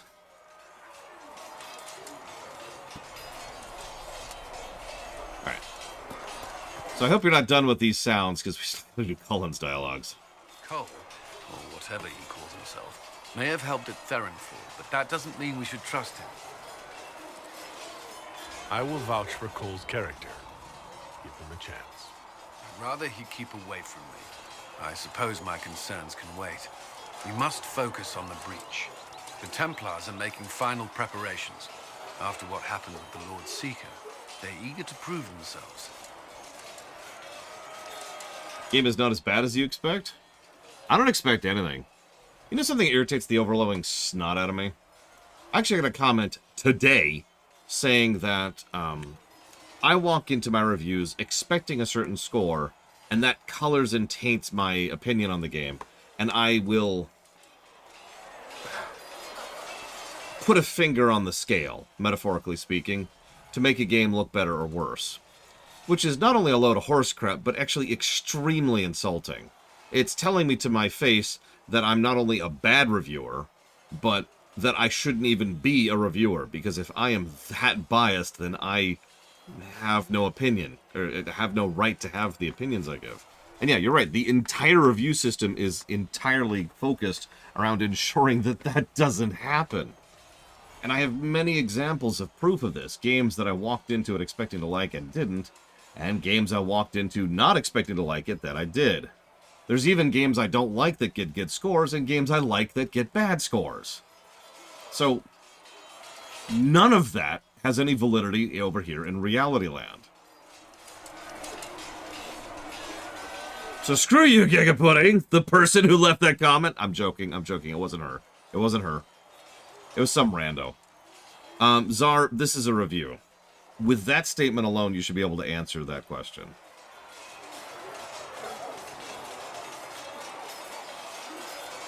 And that's true, Lord Hermot. That boils back down to why the review system works the way it was. No, I've never actually heard anybody call me a contrarian, which is funny, because I'm not a contrarian, but I have the hallmarks of being one. I have no problem saying something popular is not perfect, and I have no problem not liking or liking something that isn't popular. But that has nothing to do with contrarianism, it just has to do with my own opinion on the matter, right? I like Episode 3 of Star Wars better than Episode 4, and I think Baldur's 3 is a great game, I just don't think it's a perfect game, and I could give other examples like that too. It's just, that's just my real opinion. If you'll note, and I know you're kind of new, Blue Fusion Volt, but if you note, something I'll go out of my way to say is if I haven't done a thorough review of a game, I will always either add by memory or vague. Like, I'll make sure to make it clear that it's just kind of a vague inference opinion kind of a thing. Because unless I've sat down and put it through the crucible, then I'm not sure, to be very blunt. If you asked me earlier this year if I loved XCOM 2, I'd say yeah. But then XCOM 2 went through the crucible, and it did not come out as positive as I thought it would be, right? So, yeah. Giga, I'm waiting for you to drop the hammer here. Everyone hit the stream brakes. We're waiting on Giga. We're waiting on Giga. Everyone's waiting on Giga. 5 negatives so far, Dark Day. Oh my god, Colrum. Yeah, XCOM 2, God, I was sad that XCOM 2 didn't score as well as it did. I'll debate multiplayer. I've been deliberately kind of shoving multiplayer of this game to the background. We'll debate it. We'll debate it. Because there's a really giant elephant in the room we need to discuss at some point, which I don't want to. But we will have to, because it's my job, and I need to do my freaking job. There is multiplayer in this game. We did it! You remember the jumping dwarves? The hopping dwarf brigade? Oh man, tell me about it, Hermestris Majestus. Oh my god, I had it. Hermestris Majestus. There we go. Jesus. I'm stupid. Do we review multiplayer Mass Effect 3? No, because it doesn't exist. The exact version of the game is always what we're reviewing. And we were reviewing the Legendary Edition of Mass Effect 3, which does not have multiplayer. So we didn't cover it because it wasn't in it. But anyways.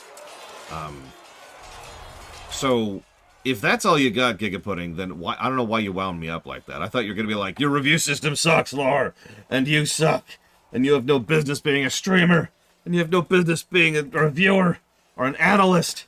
You should go back to making videos about Star Trek. So, okay, so today we're going to talk about the Prime Directive, okay? So, of course there's no such thing as an objective review. Let me be very clear. These are not objective reviews. These are well thought out, carefully planned, carefully argued, peer-reviewed. Let's see, what else? Years of experience in building and developing a system which is kind of still an ongoing developing format. Review. Subjective, but still a review. I am very proud of the review system that we have crafted for this. I am very legitimately proud of it. I think it's one of the better things I've added to the substance of the universe. But they're not objective, and I've never claimed as such. You want an objective review? I can give you an objective review, Giga Pudding. Do note that what I'm about to say is not a joke. Ride to Hell Retribution is objectively a better game than Anthem.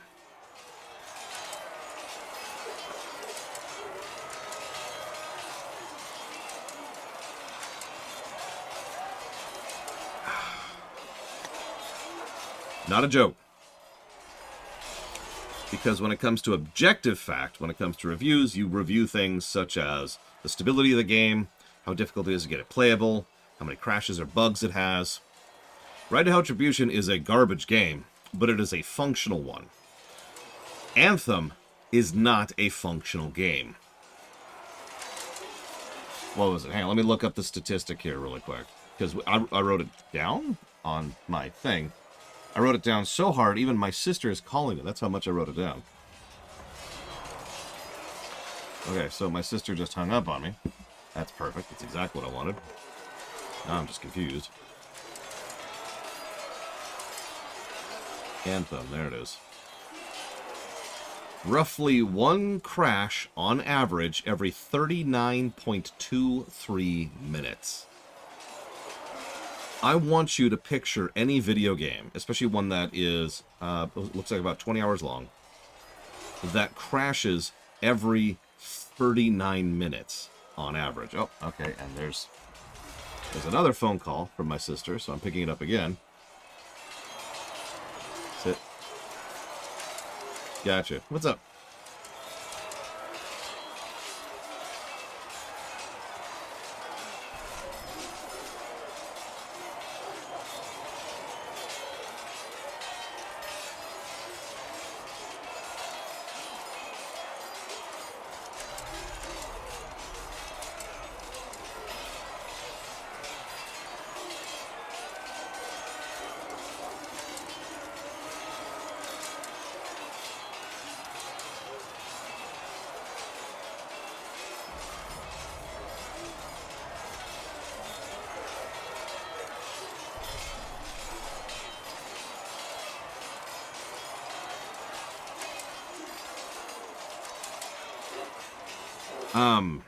But yeah, Ride to Hell Retribution did crash, or not crash, excuse me. I was about to say, no it didn't. Yeah, it didn't crash once.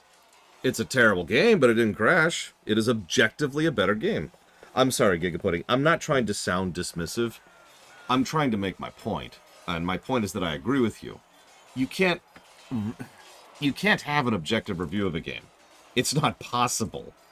You can objectively review certain things. That's a normal thing. And there are several things which I'll point to and say, this is bad, no really, right? I can point to a bad thing right now. You ready for this? This right here is a bad thing. The fact that I have to reset my resolution every single time I restart this game is objectively a flaw with this game. Right? There's no... And the reason I bring this up is because those kind of negatives tend to be locked in stone, right? There's no arguing that. There's no debating that. But everything else is on the table for discussion and disagreement. And hell, even if we finish a review, sometimes, this isn't super common, but something that'll happen is someone will reach out to me, you know, days or months after the game come out, you know, the review is done, and said, well, hang on, and call attention to something that maybe I missed. Or maybe I didn't think of it that way. Or maybe they're comparing it to another review, which I didn't think of at the time. And they'll say, hey, and I'll be like, you know what, you're absolutely right. And I'll go back and I'll adjust the review to accommodate that. And sometimes they'll reach out to me and say, hey, you're dumb. And I'll say, well, I am very dumb, but I actually stand by the original point, and I will not adjust the review. That's why I mentioned the peer review thing. I do very much appreciate people stepping in and being like, hey, you're dumb. I'm like, you're right, I'm dumb. It's true. It's true, Cat. I'm so dumb. I'm so sorry, dumb. I'm so sorry. And Cat's like, whatever you do, don't forgive him for being so dumb. He's so dumb. He's so dumb. Okay. Oh, thanks, Cat. Thank you, Cat, for your kind contribution to my morale today. I appreciate you. Anyways, so I'm sure you're as tired of hearing this goddamn fighting dialogue as I am, so let's get through the Cullen stuff, shall we? The Templars aren't responsible for what happened at Theronfall. They have every right to be here.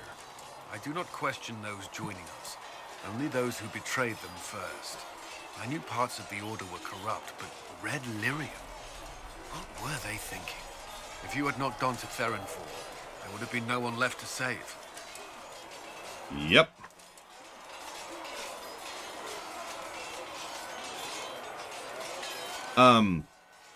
Hang on. Shoot. There's an enemy.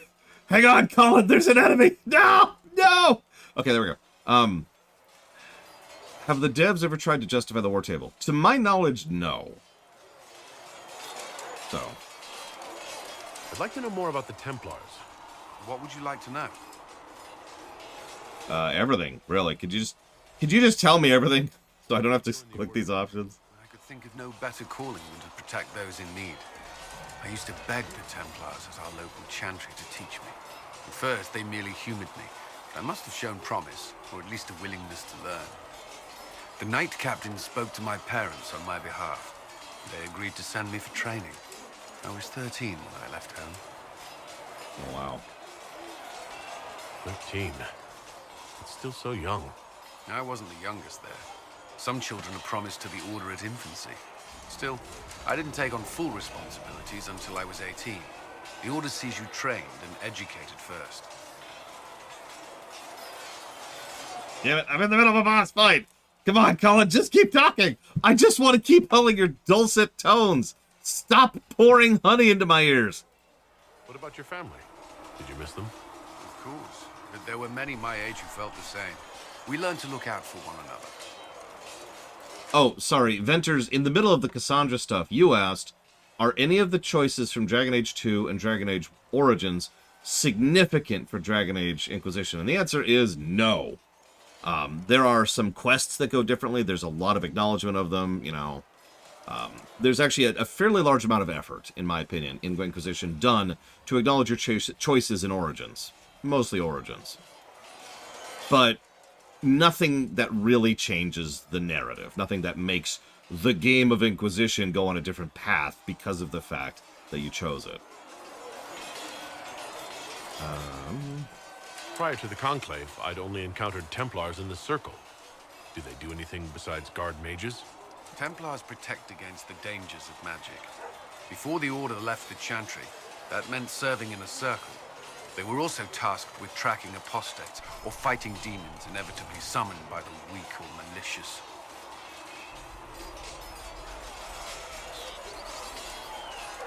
What do you think of mages? Are they all a threat? I've seen the suffering magic can inflict. I've treated mages with distrust because of it, at times without cause. That was unworthy of me. I will try not to do so here. Aww. I want mages moving through our base completely unchecked. We need safeguards in place to protect people, including mages, from possession, at the least. I actually agree with that. A thing that a lot of people tend to forget in and out of universe is that mages are just as much of at risk as everybody else. From the same source, even. I know how I spent my time in the Circle, but what was a typical day for a Templar? Typical? The last time I was in a circle was right before it fell apart. Nothing was typical. Before that, then? Certain rituals require a full guard. A mage's harrowing, for instance. I've attended a few. Most of the time, you merely maintain a presence, on patrol or in the circle, ready to respond if needed. Mages pretend to ignore that presence, but they're watching you just as closely. We would spend all day with Templars, and yet they rarely spoke to us. A habit often mistaken for coldness, I'm sure. But we are expected to keep a certain distance from our charges. If a mage is possessed or uses blood magic, we must act quickly, without hesitation. Your judgment cannot be clouded. Of course, ignoring one another does nothing to foster understanding. Yeah, no kidding. That's kind of a pick your poison scenario right there. What does Templar training involve? There is weapon and combat training.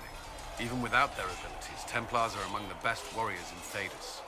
Initiates must also memorize portions of the Chant of Light, study history, and improve their mental focus. Did you enjoy your training? I wanted to learn everything. If I was giving my life to this, I would be the best Templar I could. Yeah. You were a model student. I wanted to be. I wasn't always successful. Watching a candle burn down while reciting the Chant of Transfigurations wasn't the most exciting task. And I admit, my mind sometimes wandered. Do Templars take vows? I swear to the Maker to watch all the mages. That sort of thing? There's a vigil first. You're meant to be at peace during that time, but your life is about to change. When it's over, you give yourself to a life of service. That's when you're given a filter, your first draft of lyrium and its power. As Templars, we are not to seek wealth or acknowledgement. Our lives belong to the Maker and the path we have chosen. Sounds like a religious militant arm. Oh, wait. That's all I wanted to know. Thank you. Should you require anything, I'll be here. You traveled some distance to reach Haven. You're from the Circle in Ostwick?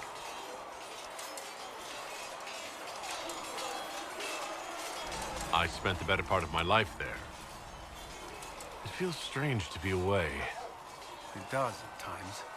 I'm still getting used to it myself. It's been interesting. I'm sorry. The Circle isn't the most pleasant topic of conversation right now, or ever. Shall we speak of something else? Yeah. Are you taken, Cullen? Marry me, Cullen. Sorry. I should get to know you better. We're working together, after all. What would you like to know? All right, How do your lips taste? What the? Where did this come from? What is this? I grew up in Ferelden, near Homeland. I was transferred to Kirkwall shortly after the Blight. This is the first I've returned in almost 10 years. Okay. God damn it. Hang on, let me finish this jump. You haven't seen Ferelden in 10 years. Are you glad to be back? I was not sorry to leave at the time. I did not expect to return. Now, between the Divine's murder and the breach, I've arrived to find nothing but chaos. You were in Ferelden during the Blight. Did you fight Darkspawn? No. I was stationed at Ferelden's Circle Tower. The Circle had troubles of its own. I remained there during the Blight. What happened at the Circle Tower? Few who survived the Blight have fond memories of that time. I would prefer not to speak of it. Oh, okay. Did you insist on killing all the mages? Because I feel like you insisted on killing all the mages. What was Kirkwall like? While I was there, Canary occupied and then attacked the city. The Viscount's murder caused political unrest. Relations between mages and Templars fell apart. An apostate blew up the Chantry, and the Knight Commander went mad. Other than that, it was fine. Well, that sounds like a day in the park. What happened between Kirkwall's mages and Templars? You were at the Conclave. You must have heard people speak of it. Yes, but you were there. There was tension between mages and Templars long before I arrived. Eventually, it reached a breaking point. There was fighting in the streets. Abominations began killing both sides. It was a nightmare. What happened then? The Templars should have restored order, but Red Lyrium had driven Knight Commander Meredith mad. She threatened to kill Kirkwall's champion, turned on her own men. I'm not sure how far she would have gone. So you opposed her? I stood with the champion against her, in the end. I should have seen through Meredith sooner. I agree with that, but, you know, it was Dragon Age 2, and we all had issues back then, so I don't really blame you, per se. Varric's from Kirkwall. Did you two know each other? I knew he was friends with the champion of Kirkwall, but little else. We've spoken more since I joined the Inquisition, largely at Varric's insistence. Apparently, I spend too much time with a serious expression on my face, and it's bad for my health. I'll let you return to your work. Should you require anything, I'll be here. Did you need something? What do you think of the people you work with? Who do you mean? What do you think of our ambassador? We have little in common. How she delights in meeting with nobles all day is beyond me. But I enjoy working with her. I don't know if I'd say she delights in it so much as she's good at her job, but, you know. How do you like working with Liliana? The Inquisition would not exist without her. I may not always agree with her methods, but she's more passionate about our cause than anyone. Cassandra may have declared the Inquisition publicly, but Liliana is just as responsible for its formation. Are you satisfied with the Inquisition's forces? Our numbers are small, but they suit our needs for the time being. Some Templars have joined us instead of following the Order. They've proven invaluable in training new recruits. I should let you get back to work. I did, in fact, hear about the Unity change. Yes? And no, I'm not a big fan of it. Is there anything I should know? I'm glad to have the Chargers on our side. Bull's men are professionals, despite evidence to the contrary. What do you think of the people you work with? Who do you mean? We already... Okay. Are you satisfied with the Inquisition's forces? Our numbers are small, but they suit our needs for the time being. Some Templars have joined us instead of following the Order. They've proven invaluable in training new recruits. Right. So we've officially looped here. Damn, I only beat about a stage and a half during Cullen's dialogue. I'm sad. I should let you get back to work. Right. 2 down. Kill me.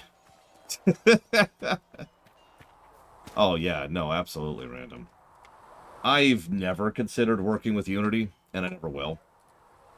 But, if I was already considering it, their recent design change, the desire to change it, excuse me, has absolutely pushed me away from ever considering doing that. Find me well within your... We'll see if they walk it back. It's not unusual for developers in general to announce something as a method, as a method of gauging, feeling the temperature, right? Seeing how the waters are for that kind of a change. You've probably seen a lot of that happen. And a lot of times they'll walk it back like, oh no, we're going to walk it back, Because, I'm not tired or frustrated. Well, okay, I am tired. But that's just fatigue. I'm not frustrated at all. I'm joking, right? I'm in a good mood. There's some good stuff going on here, some good dialogue. I am glad to be done with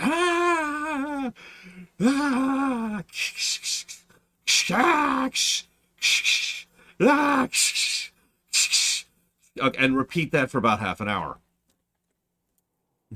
I feel relaxed now that we're away from that. Do I ever find it rare how companions will almost never ask me about things you interrogate them for?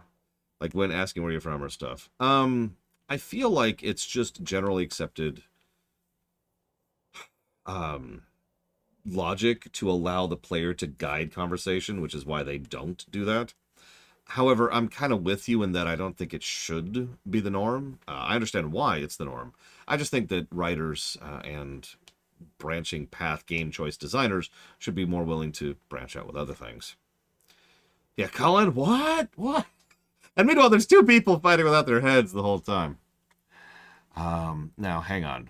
Evo, the amazing and awesome, has said, Pathfinder Kingmaker, there was a similar war table, but you remember I enjoyed it. The missions took time, but it was in-game time you could skip. However, they came at a cost.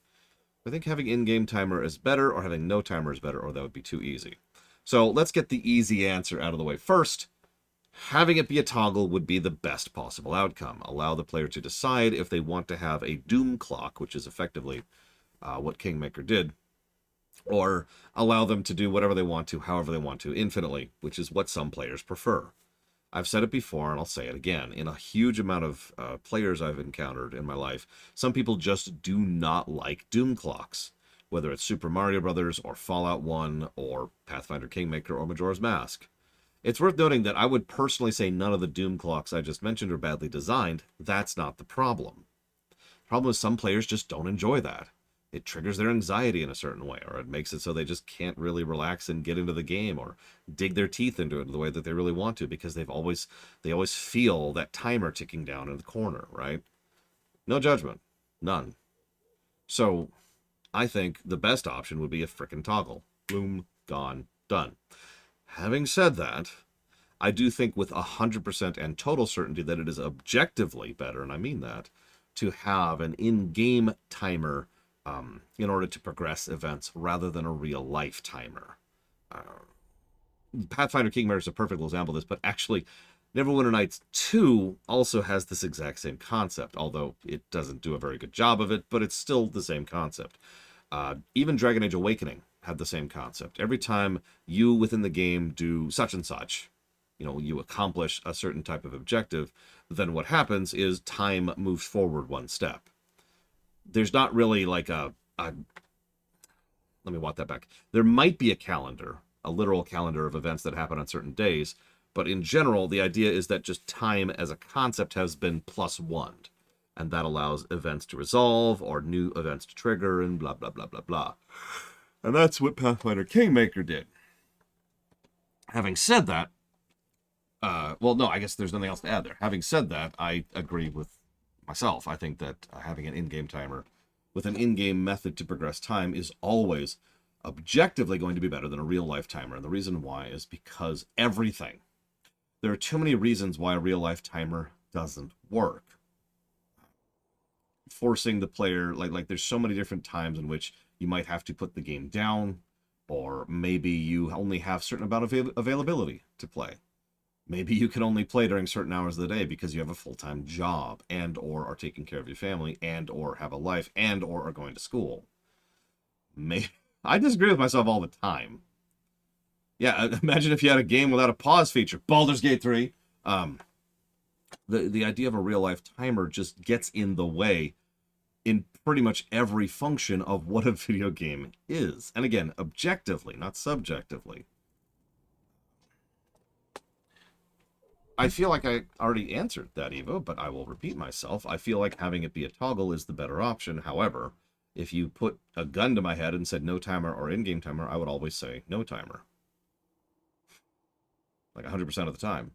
Because implementing a timer by itself is adding potentials for negatives, which means if you are forcing me to choose that, then I'm not going to trust the designer is going to do it properly, and therefore I'm going to just say no, axe the feature.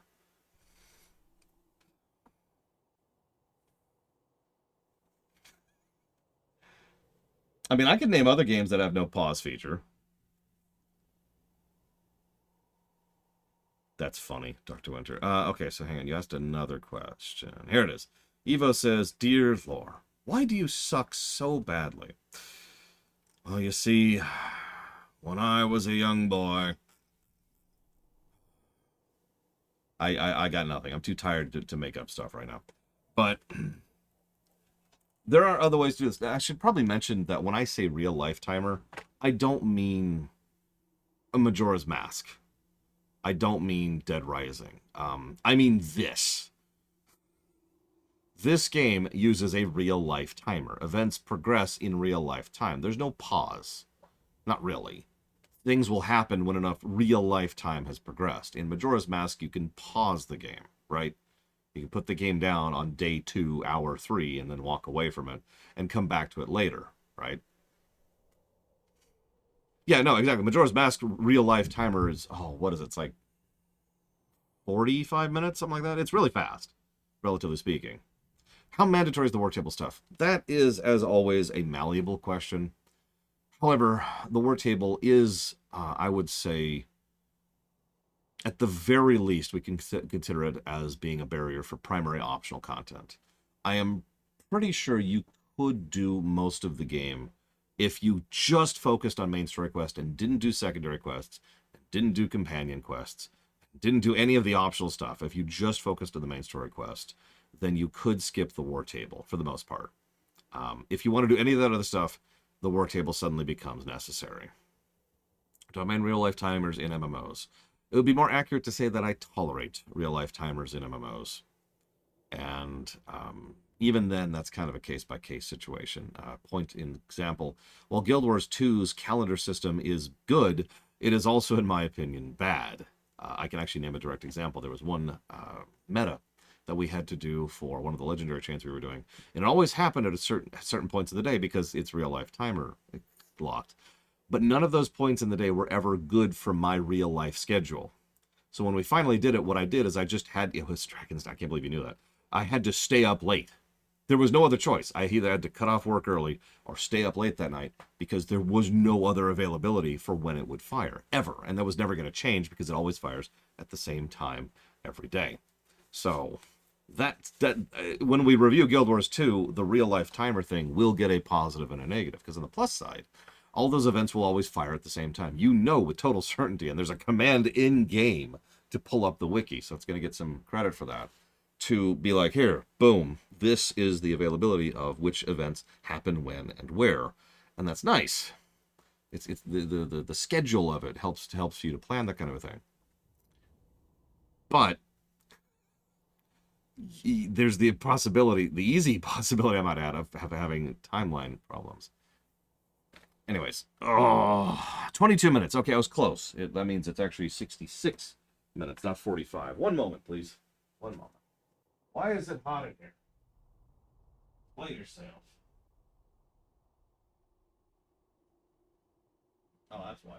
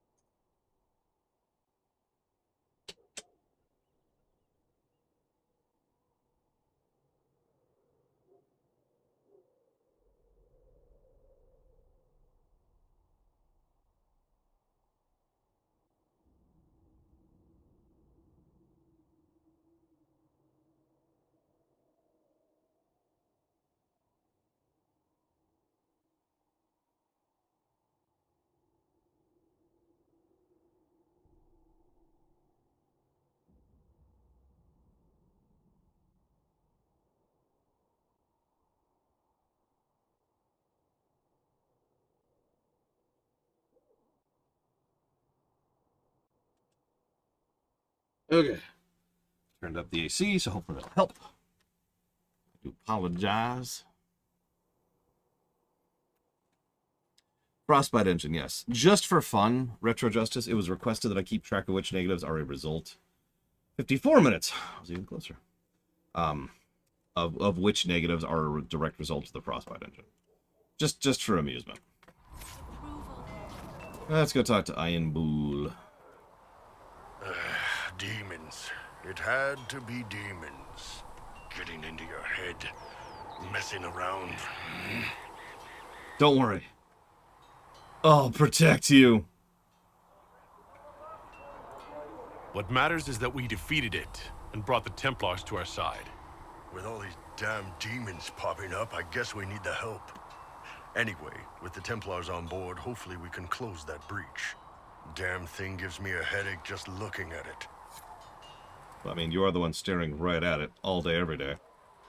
So, maybe, like, move. Can I help you?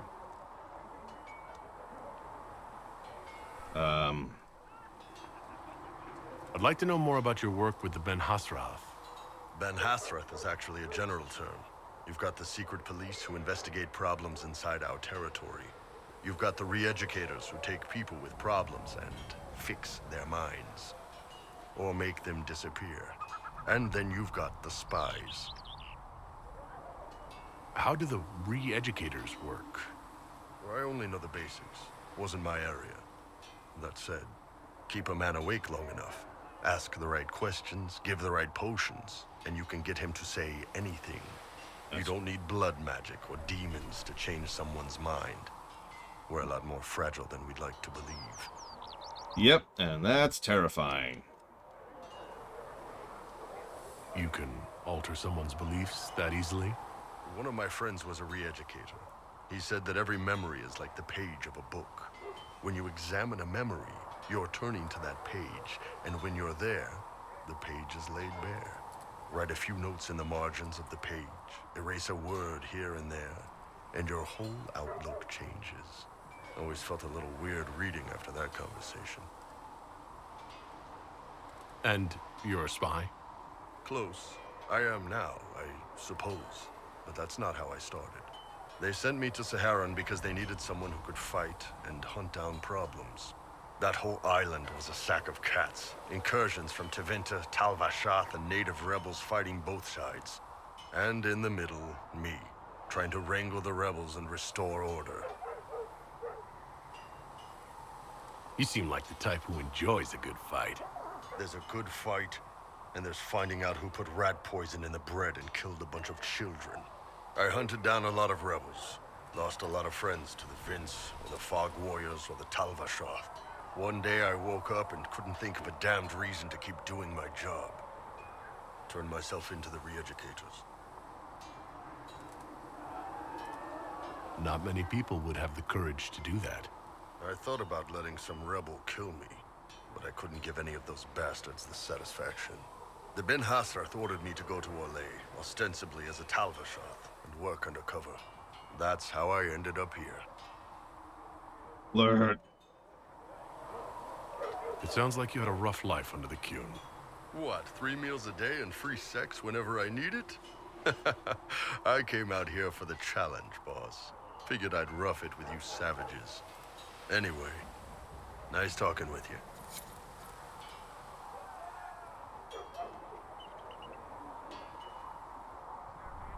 What's going on?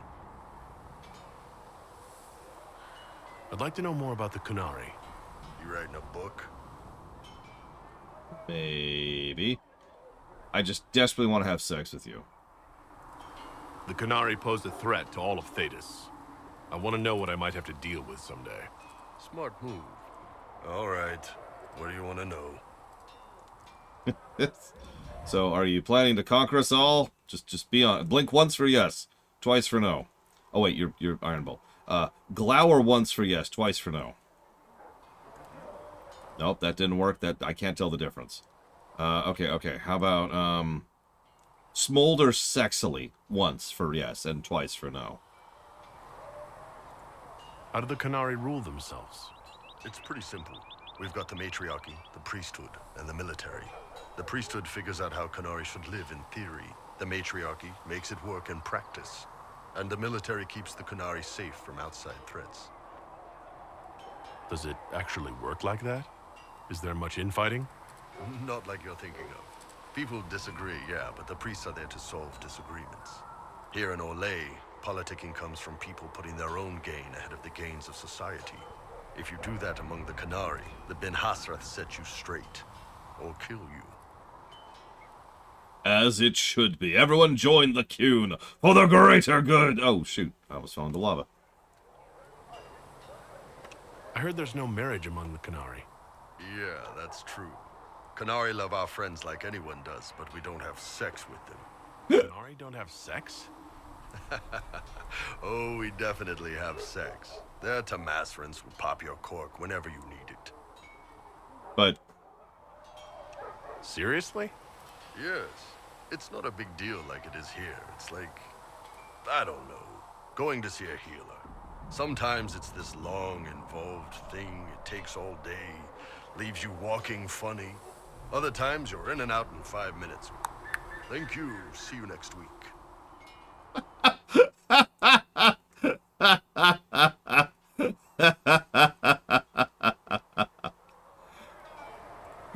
That sounds different. Yep. Still, it's more fun here. Fewer rituals, more making it up as you go along. Plus, you folk have redheads.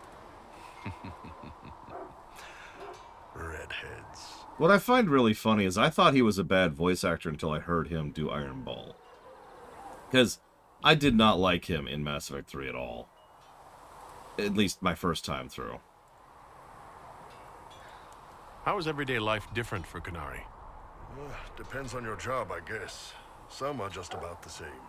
A baker in Val Royeaux gets up, gets dressed, and starts work. A baker in Parvolan does the same thing. They don't care about the Empire or the Qun. Mostly they worry about breaking eggs and hope the dough rises right. It can't be exactly the same. The Qunari have no personal freedoms. How many personal freedoms do you figure that baker in Val Royeaux has? Life isn't about freedom.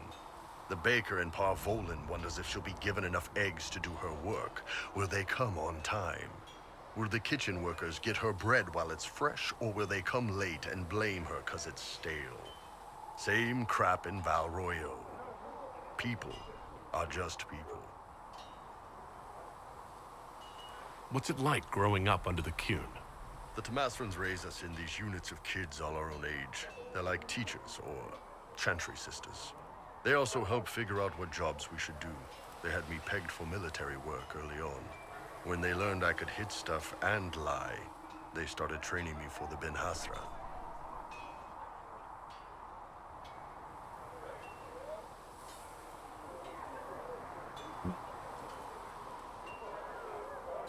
It must have been a good day for you. Yes, it's like being a block of stone with a sculptor working on you. One day, the last of the crap gets knocked off, and you can see your real shape. What you're supposed to be. That's a good day. Right. Do you ever think about what would happen if the Qunari conquered Orlais or Eldon? Some folks, like Cassandra or Cullen, would do fine if they didn't die fighting. Those two love rules. But the mages... Can you imagine Solus trying his fade dreaming under the Qun? Or Vivian doing her political bullshit? They'd kill Cole, 'cause, you know, demon. And Sarah would end up with her mind broken, sweeping floors in some shop. So, to answer your question, no, I don't think about it much at all. I mean, it sounds like you've put plenty of thought into it, which is sort of the problem. The word Qunari, is that the race or the religion? Both.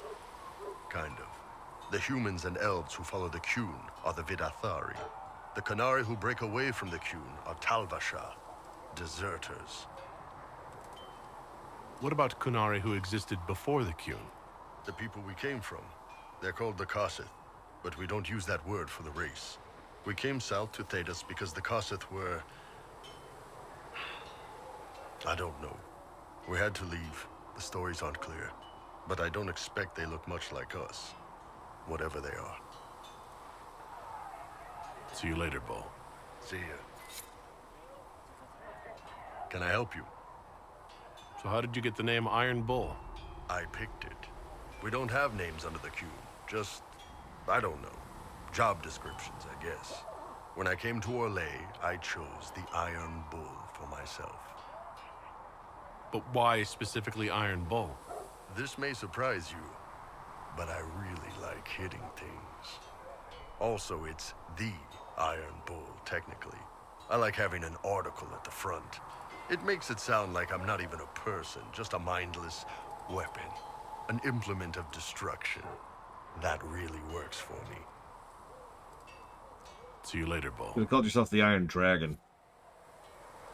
What can I do for you? See you later, Bull. See ya. I do like the Iron Bull, quite a bit as a character. I'd probably hate his guts in real life. He is a unique example of a religious zealot in that he is completely reasonable and legitimately intelligent. He's very smart. This has been hinted at several times. Several people in chat.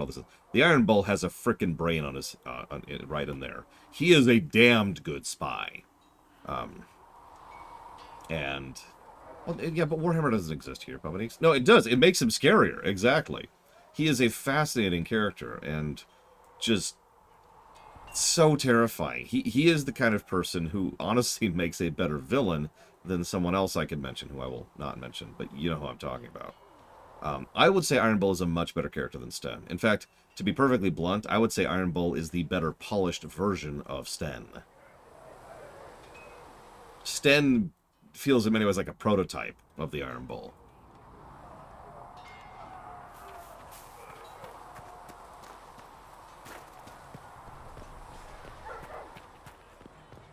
Oh yeah, no, we will be covering his fanaticism in the future. Elder one before, in any of your investigations? Nothing. I'm sorry. No, it's taken all of us by surprise. We must. I know, but I mean, like, from a real-life perspective, consciously. Like, as a character, as an archetype.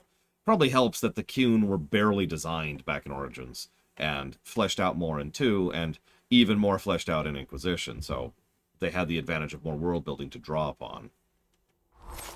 Yeah, he is personable, thoughtful, intelligent, and reasonable.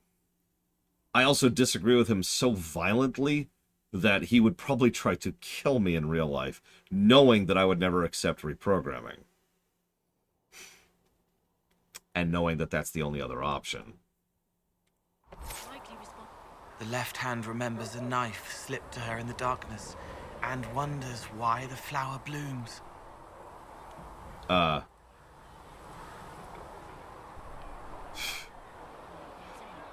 I played the Liliana DLC as well. I'd like to talk with you about the Inquisition. I don't understand it. People talk like it's a person, but it's not even a thing. A dagger can be a way to let pain out, but even if it isn't, it's still a dagger. The Inquisition isn't real unless it has something real to make it. It's like a spirit. I'll talk to you later. How do you know? Because I just did. I can talk with you. I'll talk to you later. How do you know? Now I might not talk to you again. Yeah, we've already kind of run through Cole's stuff. Yeah, no, I agree. The Iron Bull would probably actually... Like, if we had become friends, he'd probably feel bad about killing us. He'd still do it. Yes, I know what you're going to bring up. Let's leave that for later. Also, all in favor of Evo going and getting some nice food? Raise your hand. All in favor. At least we've got Inquisition troops out at Redcliffe now. Giving them... Write that down.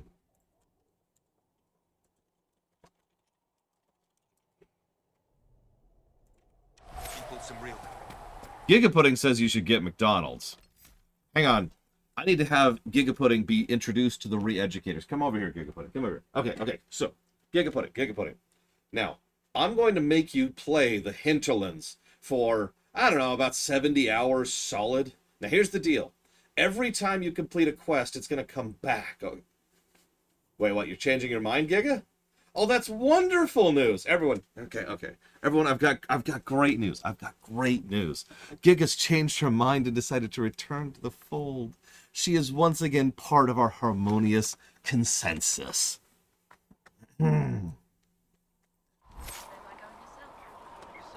Closing the breach is our primary goal. But I hope we might also discover what was used to create it. Any artifact of such power is dangerous. The destruction of the Conclave proves that much. You don't think whatever created the explosion was destroyed in the blast? You survived, did you not? The artifact that created the breach is unlike anything seen in this age. I will not believe it destroyed until I see the shattered fragments with my own eyes. We would do well to try to recover whatever created the breach. Liliana's people have scoured the area near the blast and found nothing. Whatever the artifact was, it is no longer there. In any case, did you need me for anything? Yeah, hang on. I'm trying to do a no-hit boss just to show off because I can. Because I'm good at this game, and I like doing that.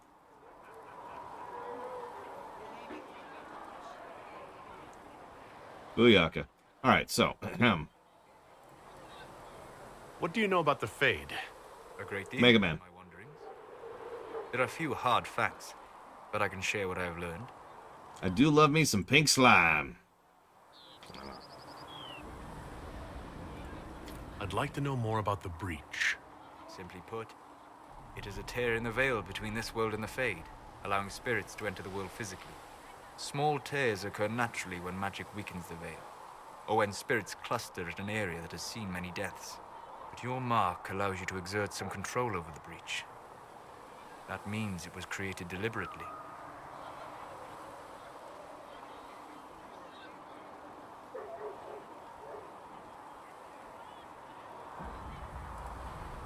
I'd like to know more about the Veil. Circle mages call it a barrier between this world and the Fade. But according to my studies in ancient elven lore, that is a vast oversimplification. Without it, imagine if spirits entered freely. The Fade was not a place one went, but a state of nature like the wind. I think that would be wonderful. It sounds like it would be wonderful. And dangerous. But yes, a world where imagination defines reality. Where spirits are as common as trees or grass.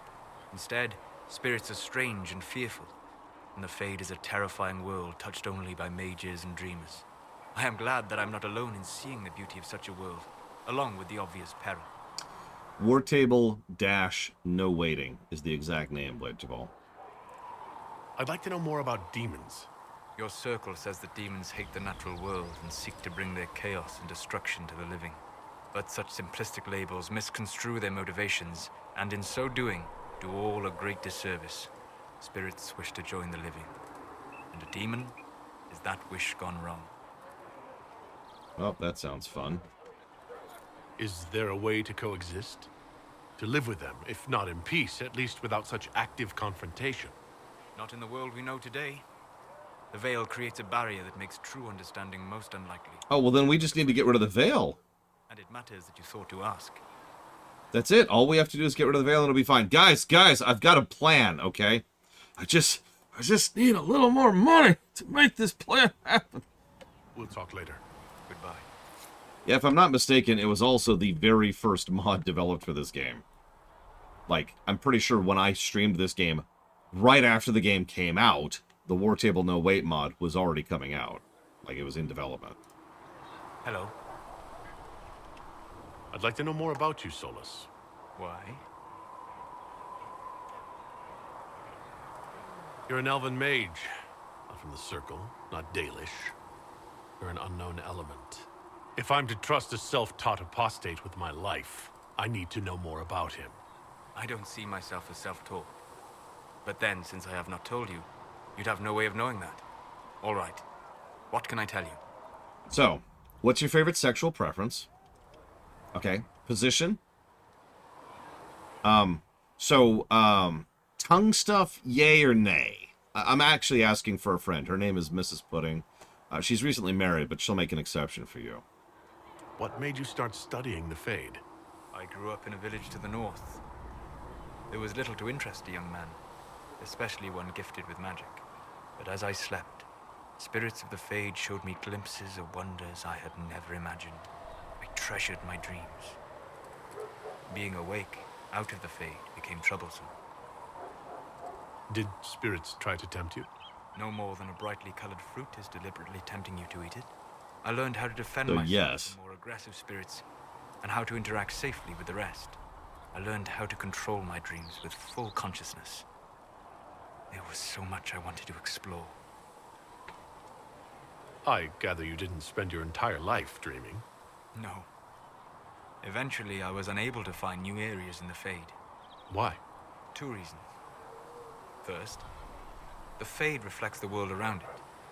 Unless I traveled, I would never find anything new. Second, the Fade reflects and is limited by our imaginations. To find interesting areas, one must be interesting. I've always believed that a lot of what he said is actually true. Just, told in a way that is clearly intended to deceive. Is this why you joined the Inquisition? I joined the Inquisition because we were all in terrible danger. If our enemies destroyed the world, I would have nowhere to lay my head while dreaming of the Fade. I wish you luck. Thank you. In truth, I've enjoyed experiencing more of life to find more of the Fade. Huh? How so? You train your will to control magic and withstand possession. Your indomitable hail? focus is an enjoyable side benefit. You have chosen a path whose steps you do not dislike because it leads to a destination you enjoy. As have I.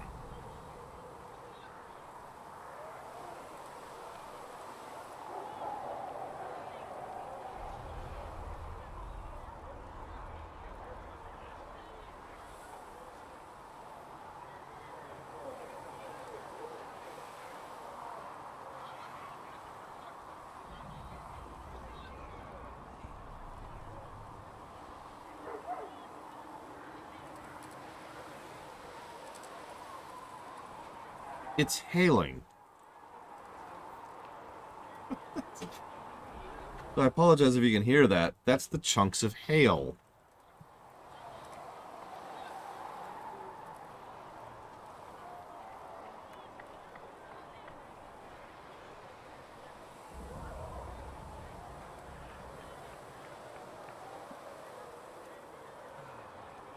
You said you'd traveled to many different places. This world, or its memory, is reflected in the Fade. Dream in ancient ruins, and you may see a city lost to history. Some of my fondest memories were found in crumbling cities, long picked dry by treasure seekers, the best of the battlefields. Spirits press so tightly on the veil that you can slip across with but a thought. Any place in particular? I dreamt at Ostagar.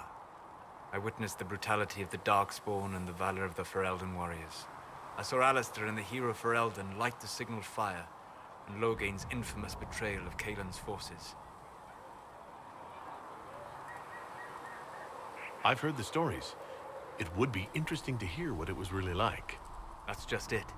In the Fade, I see reflections created by spirits who react to the emotions of the warriors. One moment, I see heroic wardens lighting the fire, and a power-mad villain sneering as he lets King Kaelin fall. The next, I see an army overwhelmed and a veteran commander refusing to let more soldiers die in a lost cause. And you can't tell which is real. It is the Fade. They are all real. Have you always traveled and studied alone? Not at all. I have built many lasting friendships. Spirits of wisdom, possessed of ancient knowledge, happy to share what they had seen. Spirits of purpose helped me search. Even wisps, curious and playful, would point out treasures I might have missed. I don't know of any spirits by those names. They rarely seek this world. When they do, their natures do not often survive exposure to the people they encounter. Wisdom and purpose are too easily twisted to pride and desire.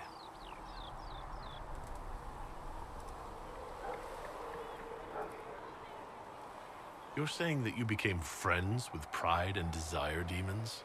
They were not demons for me. Meaning? The Fade reflects the minds of the living. If you expect a spirit of wisdom to be a pride demon, it will adapt.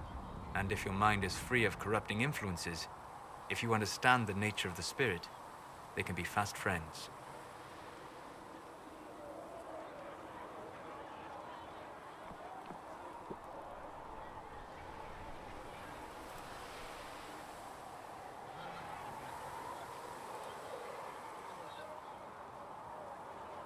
I'm impressed that you could become friends with spirits. Anyone who can dream has the potential. Few ever try. My friends comforted me in grief and shared my joy. Yet, because they exist without form, as we understand it, the Chantry declares that spirits are not truly people. Is Cassandra defined by her cheekbones and not her faith? Varric by his chest hair and not his wit? Spirits aren't people, though.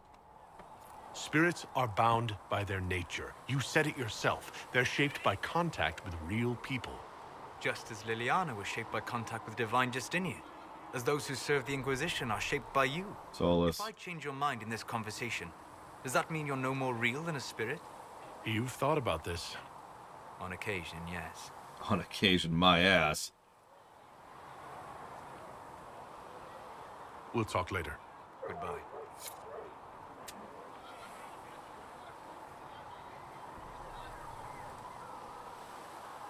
Oh, God, he's moved too far away from me to talk to him.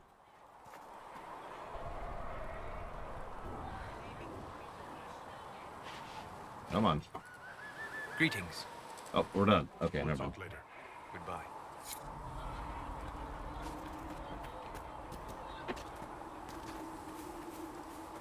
Not for everybody's favorite character.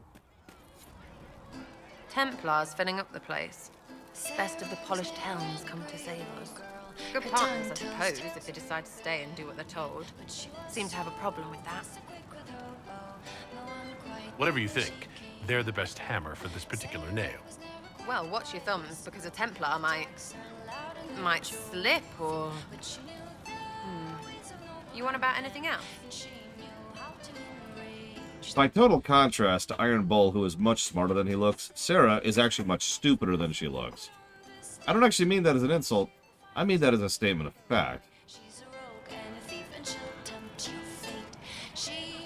What do you think about the people who have gathered?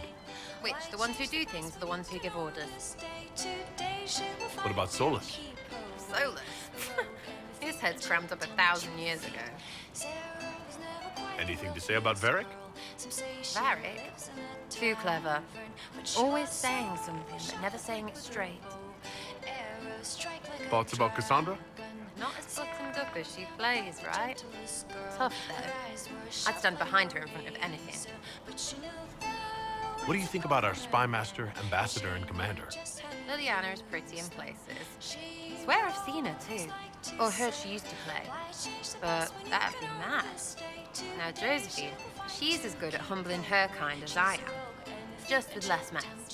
Knows her business, if you have to have it. And colour. I suppose if you want a jackboot, you get a big one so you can grow into it. Nice hair.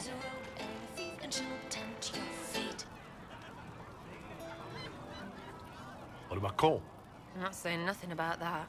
That thing is just wrong. What's your opinion of Vivienne?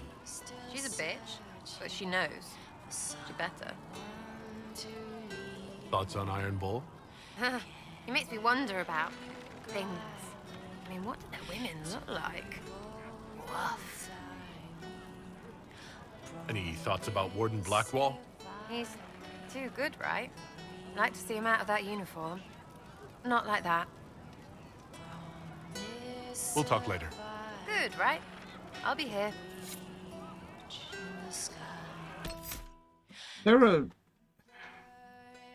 Sarah, I say she's stupid, but I realize that's such a generic term that I need to be more specific. Sarah is deliberately unintelligent. She doesn't really put a lot of stake into thinking about things, not really processing or developing or, you know, whatever. In simple D&D terms, her int is low. She does have a high wisdom score, though. She is very observant. She is more than capable of picking up on things like that, but only at a surface level.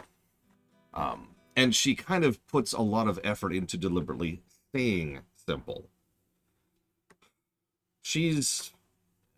I find her more relatable than I probably should. As I have said rather overtly several times, I have known people like her. And I've been friends with people like her, and so I've got a bit of a bias towards her in that front. I mentioned that last time, too. But even regardless of that, I do think... Well, I think I like her for the same reason I like O'Brien. Now, they're not the same archetype, but the same thing about both is something I find appealing, which is that ground-level perspective. O'Brien is honestly fairly simple as well. Now, he's not stupid, quite the contrary, but he doesn't really want to deal with any of that stuff. He just wants to go do his job and go hang out with his friends and play darts and, you know, recreate the Alamo and all that kind of stuff. He wants a normal life. He happens to work in Starfleet, so that's not really on the table, but he continues to try and strive for that sort of thing, but not in any way...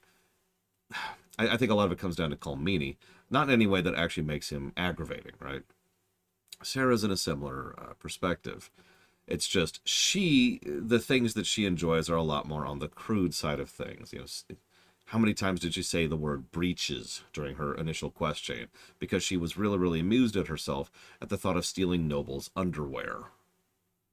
But it is still the same overall perspective. She just wants to live her own simple life and get back to it and just enjoy it for what it is. No complexities, no Inquisition, no depth, no layers, just cool. I mean, she even states flat out that her primary objective in joining the Inquisition is for things to get back to the way things used to be. She is absolutely aggravating about it, Luke. I'm trying to defend that. I've never tried to argue that people should like Sarah. Only argued why I like Sarah as a character, and why she's probably not going to be a negative. And, I mean, it's kind of understandable, that desire to keep things simple, right? I don't want to get polemic, a couple months early for that, but how many things in life have you personally been exposed to where you thought, this is this, and then you researched it, or you looked into it, or time passed, and you became aware of more of the facts, and you found out, no, it's a lot more complex than it looks.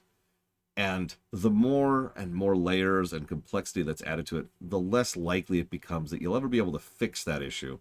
And it just kind of grates on you. You know? Having said all of that, if I might be completely blunt, I would probably completely redesign, well, maybe not completely, I would do a substantial character redesign, what in the world, of Sarah if I was, you know, I don't know, doing a Dragon Age rewrite, for example. One moment, please.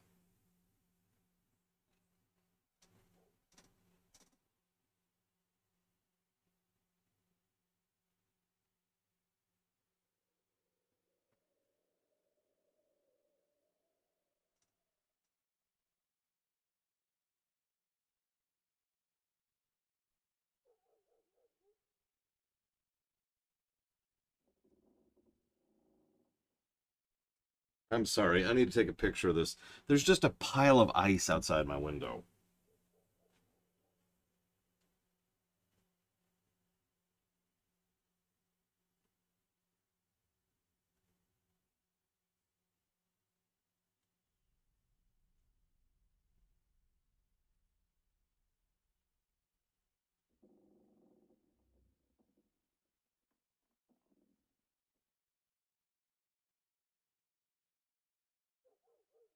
Anyways, so there's a lot of different ways that we could redesign Sarah to make her better.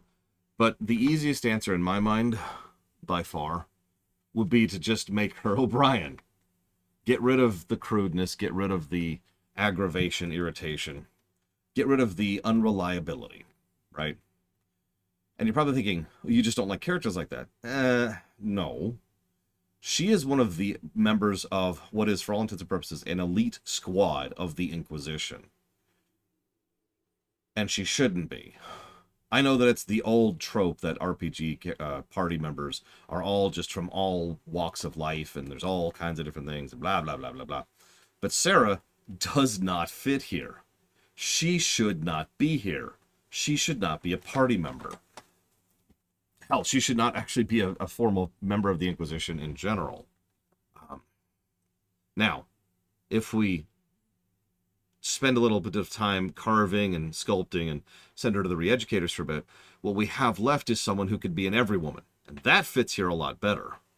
I would think that would make her a much more interesting character who actually fits here and actually has a purpose here, rather than just being this. I would also probably get rid of Blackwall while I'm on the subject. I know that sounds like a strange thing to diverge to, but I was just thinking about it. Both Blackwall and her suffer from a similar problem, I would say. And that's that both of them probably shouldn't be in this party. Now, Blackwall's problem is they don't really do anything with him. Not really. And her problem is the fact that she's unreliable to a T. Yeah, her actually being the Red Jenny, sure. Or her being a connection, all right. Or her being more of an every woman, I'm with that. But instead what we have is a prankster, who is also a bully. That does not fit here. But I think we all agree that Blackwall is the worst character in this game. All right, moving on. Chasing mages, that's a Templar's job. A big, armored, pissed-off helm polisher. Not too late to go find some. Or stay home. Oh, by the way, we can kick her out, like, at a moment's notice. It is extraordinarily easy to kick her out. I have almost hit that option on accident twice. Is the Inquisition what you thought it would be? Well, you're dragging people together. Suppose that's something. You're gonna need more trebuchets if you're going after the sky. Or, you know, ladders. You apparently have a lot of friends. Tell me about your network. It's not mine, right? I mean, it is, but it's also everyone. Everyone who wants to shove it to nobles who hide behind gold and silk. And hats, I guess. Is Red Jenny real? Or was she always just you and your friends? Dunno. Don't you care? Not if it works. I mean, Red is scary because blood. And Jenny is... Look, nobody fears the bunch of people who do random stuff. And besides, it's easy. Nobles want a bogeyman because they need to believe normal people can't get at them. Numbers, right? It don't have to be so complicated. Yep, that's Sarah to a T. It seems like it should be more complicated than that. That's why you be bad at it and why I'm here. You don't want to play, don't play. That's simple too. Are you just about pranks and revenge, or is there more to it? Well, it's a weave, right? I grease a ballroom, so a wyvern chasing Git has to hunt Sprain. Strangely, handmaids leave his vault open. His heirlooms pay off someone else. Maybe clean streets in Kirkwall so someone gets something else. Pish, pish, pish. A lot of people eventually get help or a laugh. Or maybe someone dead, if they deserve it. I love how massively she's oversimplifying the extensive hand of the Invisibles, which I already talked about earlier. I'm glad I met you before someone decided what I deserved. You're no hateful ass so far. I'd just get you with a pie or something. Anyway, assassin's a bard's job, innit? No fun that, though. They might plonk a noble, right? But only to raise another. Plus, I'm shy at singing.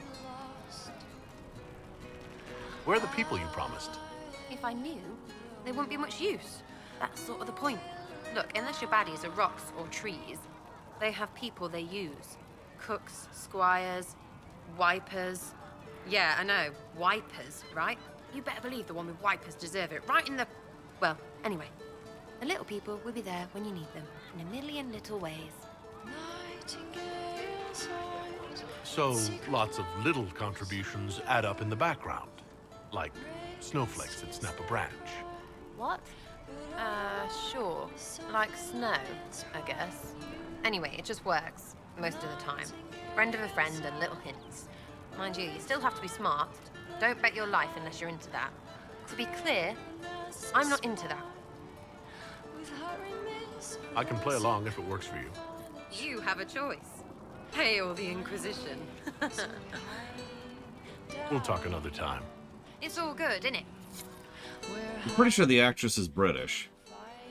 If you want to hear her trying to do a slightly less extensive accent, go play Final Fantasy XIV and listen to Ishtola, which is the same actress.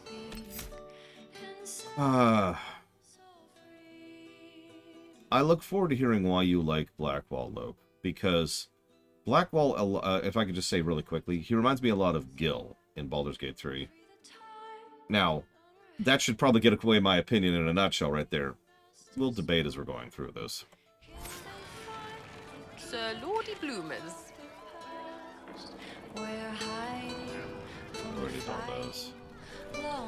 Tell me about yourself. What about me? No, Gil, the Warlock.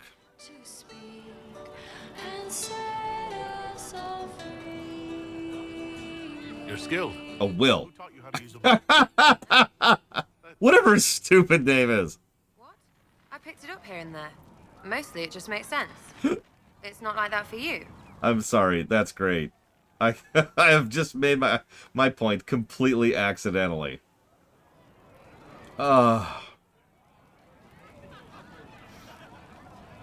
No, Will the Warlock. Fun fact, last week I was talking to Third, who of course has finished Baldur's Gate 3.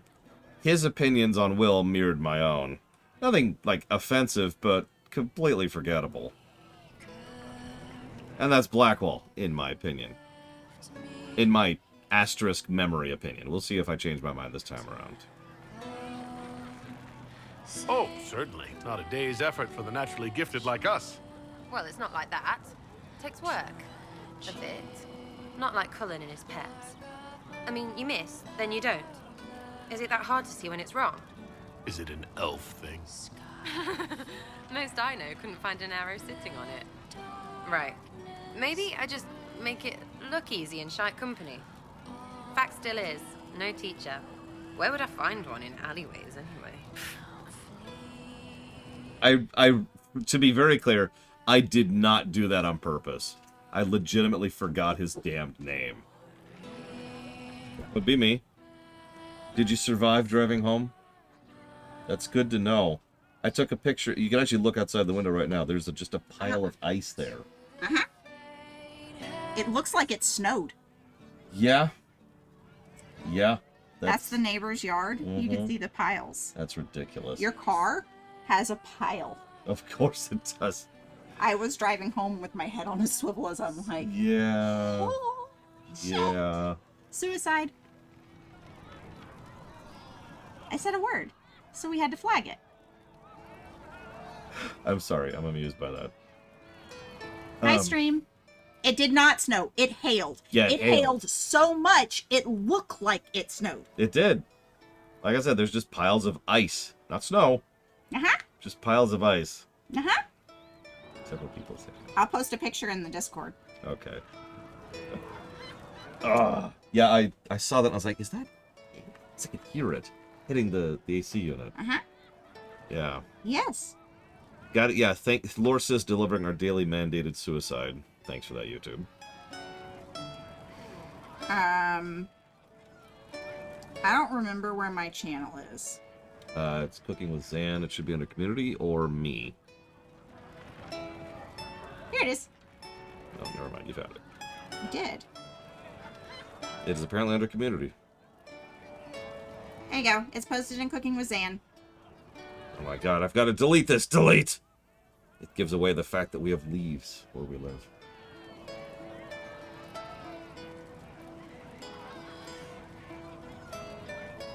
Yeah, sorry, we can only do one suicide a shift. Well, that's 3 now. That's a good point. We're covered for the next 2 shifts. Except it doesn't work that way. No. So thanks for that, YouTube. Only, it says 4 on the screen. Well, there you go. So we got to get one more. Do you want to do it? Suicide. Okay, perfect. You can also say fascist. That's another one. You know, I got a new suicide awareness pin. Mm-hmm. Yeah. 2 of them, actually. One of them is a suicide awareness ribbon, which is the teal and purple, and then the other one is it's okay to not be okay. Aww. I've got another one on the way that says the world is better with you in it. Aww. By the way, totally off topic, I liked your... My bow? Yeah. Yeah. I was almost sad you didn't have it on when you came down. It was very cute. She was wearing a bow because it's Tuesday. And Tuesday is bow tie day. So she was wearing a bow. This is very lot. I don't see any issue. Well, no, it's very sexist. Oh. Because when my VP came on, he was like, guys, Tuesday is guys with ties. Or guys with bow ties. So wear a bow tie, wear a tie, come dressed your best, come dressed for success. And then, clearly as an afterthought, he said, girls, you can wear a hair bow. And I turned to my class and said, girls, you can wear a bow tie or a tie.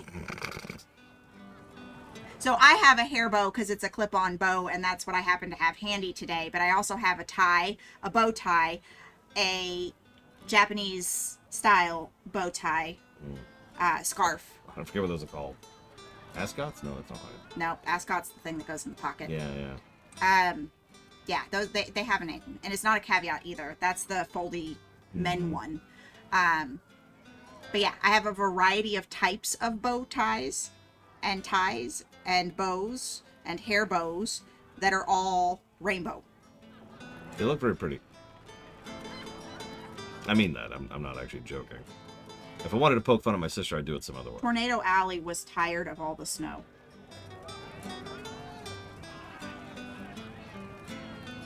Yeah. Yeah, Mom had said I thought I'd moved out. I'd moved far enough south to get out of the Tornado Alley. Yeah, I noticed there's a conversation going there, which I'll look at later. That's basically it. Why do you have a coloring book? Is that a coloring book? That is not a coloring book. That is a campaign module I am running right now, actively. Ah. Well, not right now, but, you know, it is an ongoing... Nobody on here knows Manny. Manny got your stomach flu. I'm sorry. And I am. Same duration, same level of I'm dying. Yeah, that sucks. Yeah, it hit him. He made it. He said what should have taken him 7 hours ended up taking him 9 because he made it about 6 hours into the trip. Oh, jeez, yeah. Before it hit. What really irritates me is... Hang on, I'm going to this one.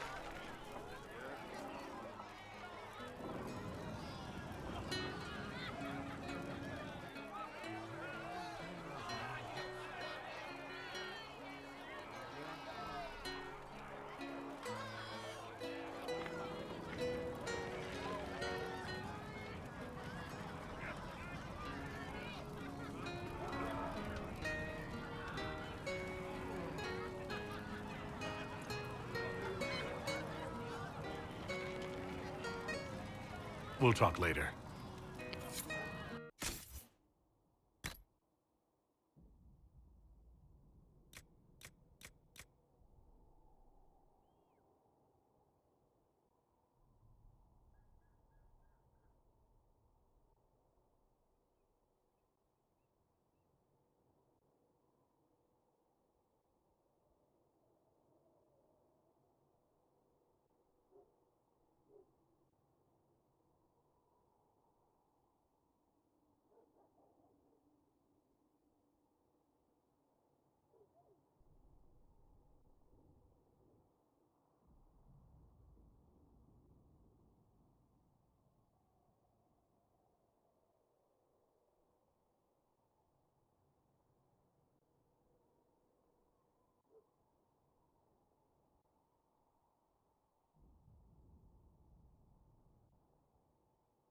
Listen, whatever you guys are thinking, it's not true. Did you unmute us? Mm-hmm.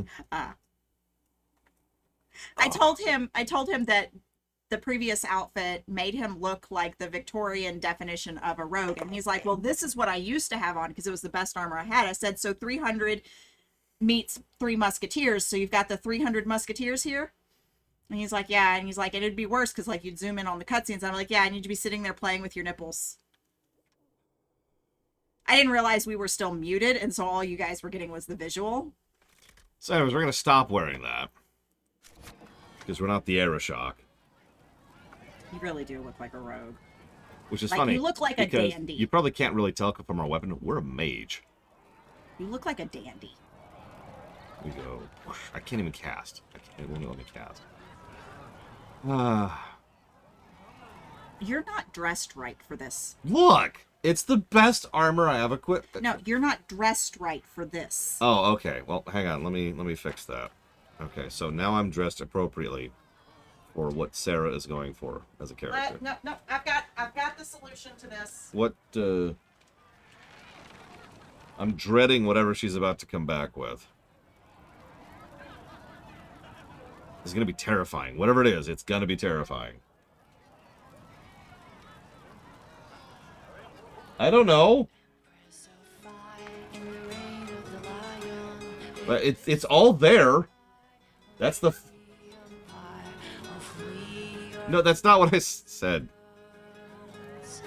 Hang on. Where's the box with all the packs? It was in that. There's only two places. It was in the paper box that's open. There's either behind the couch or there's in that room. That's it. Okay, well, where did the open paper box with my packs in go?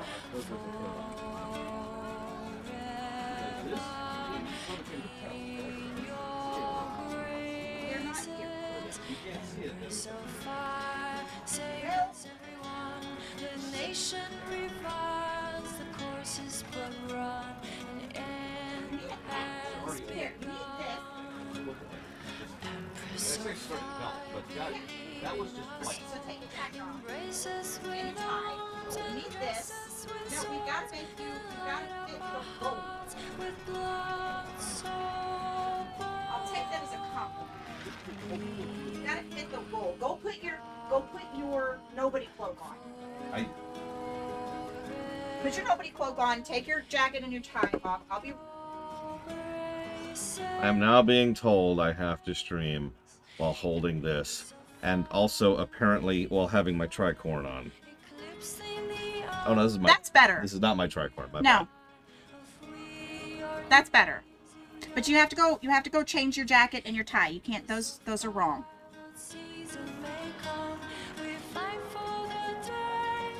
This is what I get for living here. This is the price. The I'm right, though. He doesn't match the genre. But what happens when he changes his outfit? Which will happen when I get a better piece of armor. Probably in the next zone. This will still fit the genre. How will this fit the This genre? doesn't fit. Look, you're a mage casty person in a dandy suit. And she's clearly cosplaying. I mean... Something steampunkish. I didn't... Look, it's the best hat I had because my hat's apparently upstairs. And we don't know where. Well, no, I just don't feel like climbing 2 sets of stairs and then climbing 2 sets of stairs and then climbing 2 sets of stairs. She is steampunky.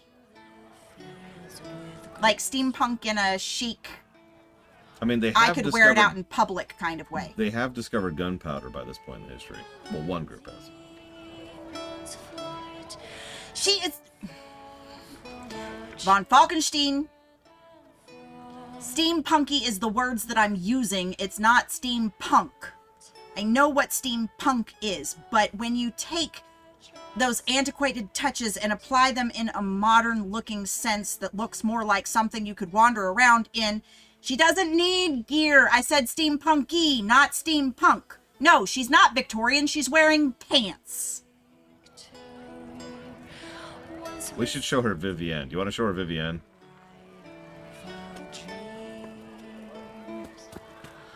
Look, people say I'm the boss. That's wrong.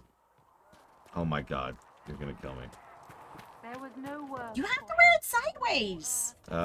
Is that her? There she is. All that existed was So this is Vivienne. See? Not Victorian. She's got pants on with holes in it. Very un-Victorian. Actually, I've been told you need to put on your pajamas. no. No, in here. Double no. You gonna show me their appearance? There you go, game. God, it's a freaking game. There we go. Thinking. You gotta see her helmet, which is that. So she okay. She's I would wear that. Minus the headpiece. But she's got Maleficent headpiece. I mean, the headpiece is what I was calling attention to. There's Cole. He's okay. I like him. Mm-hmm. Let's see. There's her more appropriately. That's a different shirt. That's just armor. He's a Kunari. He can get away with it. He can't fit in a shirt. He's a He Kunari. keeps ripping the shoulders out of him. And look at his... He is disgustingly skinny. So you're saying, can you do me a favor and say for the camera that you hate Solus? Just say it. But I don't know Solus. He's just disgustingly skinny. But just say it. He's just disgustingly Just say skinny. it. He is so not my type. Just say that you hate Solus. It's fine. Like, no. Just say I. Like if he had boobs, like I wouldn't be mad at it. But men shouldn't have. He doesn't even have a helmet on, does he? Oh, he does not. No. Do I have a helmet? Like I can tell he's not like It's a little light on that. unhealthily skinny. There we go. Perfect. Is that better? No, because I have a problem with his rib cage. I mean, he's an elf. It's fine. No.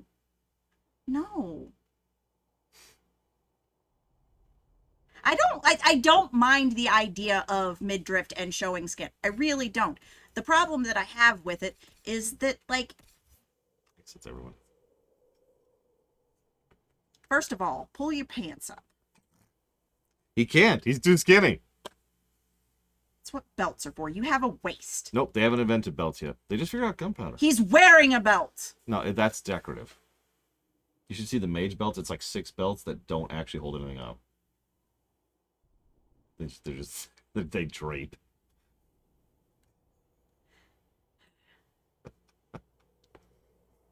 He is, yeah. I don't even know where that came from. I do. But it's perfect. You know what's funny? You're saying, you know, it's not pirates. But it's not piratey, okay? I don't know where. No, I wasn't denying. I don't know where that came I from. wasn't denying that it was Not me. piratey. Not me. It does fit. You go sit in a corner. I mean, FF14 doesn't have belts anymore, so. Neither does this I game, don't hate actually. skinny people. I don't. We just revile skinny people. I just am not attracted to men who are shaped like that. I don't think anybody is. Right, Giga? I mean, you would never... Oh my god, I'm stuck. You would never find Solus attractive, right? Like, you can't fix him, Giga, okay? He needs to go do some chest exercises, and then he'll be fine. Because, like, I like slim builds, but that's too much. Oh, look.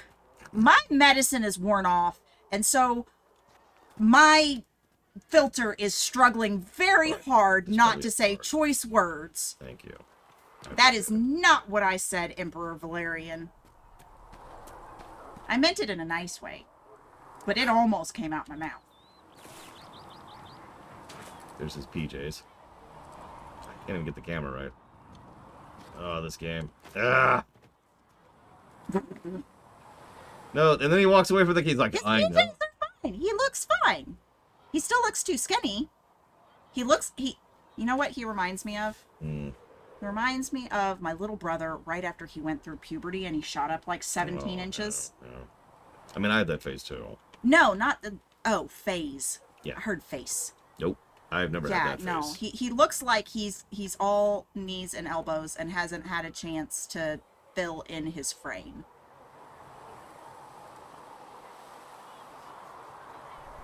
He certainly looks better with clothing that covers his midriff. Look, it's not I'll my phrase fault it that way. that it's the best armor I have access to for him. What do you want from me? I don't know what that word means, Bragwin. Svelte. Yeah, I don't know what that word means. Svelte. So you're saying it's a synonym for skinny?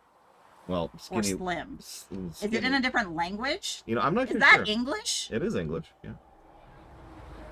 Svelte is English. Yeah. Are you sure? Pretty sure. I've literally never heard that word used before. Ugh. Lean and he's not muscular. He's just lean.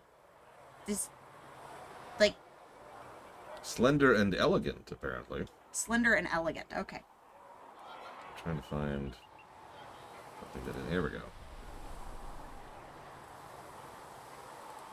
Svelte apparently came from Italian via French, but it is actually English. Okay. I mean, it's English, right? We just steal everybody's words and make them our own. And then we pronounce them wrong. That's true.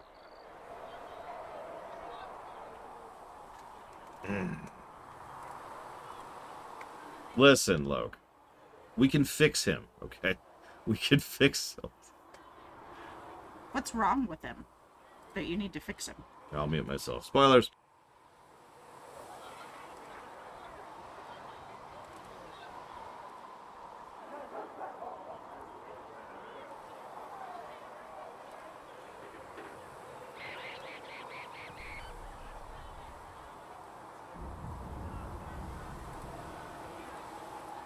So, the reason I don't like Solus is because he's too skinny. Yeah, so we just need to kill him, because there's no fixing that. See? I'm right. I've been right this whole time. No, My sister agreed with me on this. I don't agree with that, but I do agree that he's that's unsalvageable. Sorry, Giga. We gotta kill him. He's too svelte. It has nothing to do with being svelte. It's everything. That's all we care about. We can fix it. We can't fix him. We should give him some gladiator smoothies and send him for weightlifting training. Yeah, and just be like, here, pump up for a bit. Go here. You have He's bald. Yeah, he's actually bald. He doesn't shave. No, it was just the light caught it. Saying that the chantry doesn't do good work, but there's more to life than This is not the... Where am I? You love that mini-map, by the way, in the lower left. Look how informative that is for helping you to get around. Oh, yeah. It's great. City. I didn't even notice it existed. Yeah. Yeah. And hold on, turn around. Go stand next to that black thing right there. Turn to your right. So that's a wagon. Yeah. There's a wagon on the mini-map. If you get thirsty Actually, that's referring to the vendor, which is right here. Treats you right. I just might, my dear. My point is, it's not a building. I mean, objectively, Vector is less horrible than Solus. You have to admit that. Alright, so we're just gonna stay here with I our... have shit I have to grade, and I have to cook dinner. Why are you... Not that I mind your presence. It is nice to hang out with you. I don't get to see my sister. I'm here because my medicines worn off, and I got stuck after I came down to show you the pictures of the hail. Let me give you a light and gentle push. Go get your grading. Love you. I'm here because my medicines worn off. What? Okay.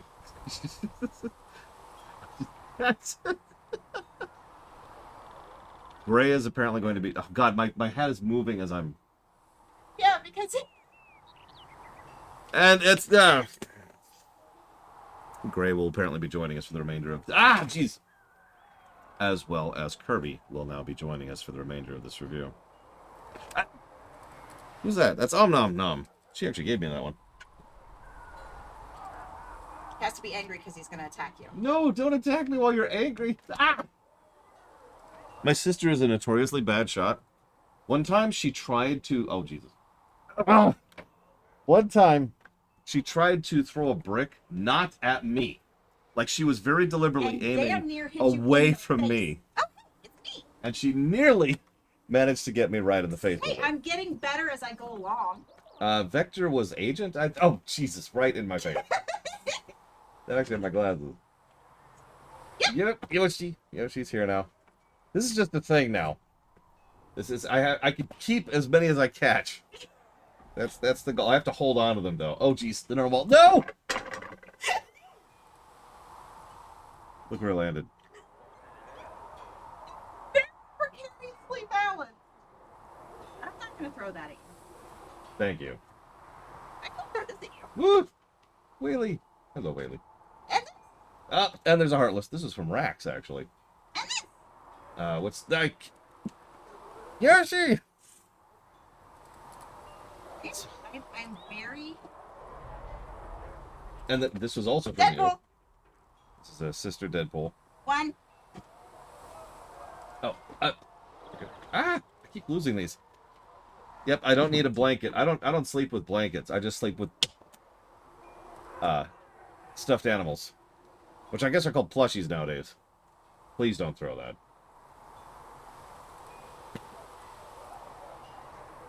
I think I've run out of things to throw.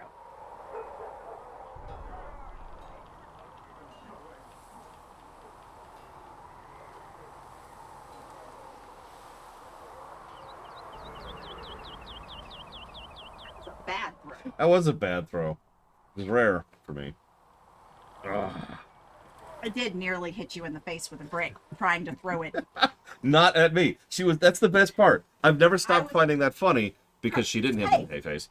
Because she was deliberately aiming to not hit her brother in the face with a brick. And damn near hit him in the face with a brick. Yeah. The result that... Okay, you have to go the rest of the game with cat on your head. I think it's actually Om Nom Nom. Is it? I can't even tell. No, that's cat. Okay. I can't move. Help! Send help! I can't move. Other than Narwhal there. Ah! No! And you lose. No! Yeah. We have to start the game over. There's one here. I think that's all. Sneak attack! Ah.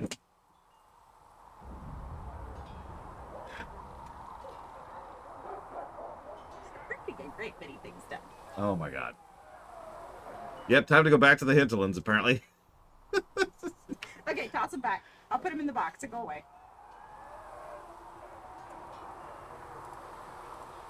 You go. Okay. Is that all? I gotta actually look. Now I'm curious. I have a couple. I don't have nearly as many as I used to. Yes, this is another one my sister gave me. For Christmas. It's a tiny potted group. And this is blue, which predates the meme, as I am always proud of saying. And you've got George down here? Why is George here? Well, you remember when I had to clean George up? Ah, George is down here because George got cleaned. Yeah. All of the girls have used George. I know, it's kind of weird to think about. Mm-hmm. I can't move. Your chair's not on there. Yeah, there we go. There we go. We're good. We're good. Yeah. Ahem. Oh, can you tomorrow unroll my chair mat so that it'll start laying flat? It's in a box in my office. Sure. I'll do it tonight. Okay. Go score stuff. And cook dinner. I mean, yeah, I guess. You don't have to. We can all just starve. Do we really deserve food, honestly? I mean, I'm just making egg wraps. How many do you want? How big are they? Like burrito size? Like, okay, let me rephrase that. Taco Bell burrito. Oh, okay. 2 then, please. I'll make you 3. They're good leftovers too. Well, okay, that's valid. I do not have a weird sister. Thank you very much. I guess I do kind of have a weird sister. I've been told I. Trihexia, you've known me for a while now, and you're just now coming up with the fact that I'm weird? Trihexia is not very observant. Was it Trihexia's the one that had the girlfriend that stole their account? No. Which one was that? Because I know they finally went and made an account and subscribed to you. Oh god, that was a long time ago. No, it wasn't. Yeah, it was. It was like 3 streams ago with you. It was during the Mario stream. It was this summer. I don't know who that is then. That's not who I was thinking of. You have an old man eyebrow hair, and it's bothering me. It's the one right here, right? No, it's like right here right now. Oh, okay. Well, whatever. I am not neurotypical. No, their account didn't get stolen. It got commandeered by a significant other. And they liked it so much that they made their own thing.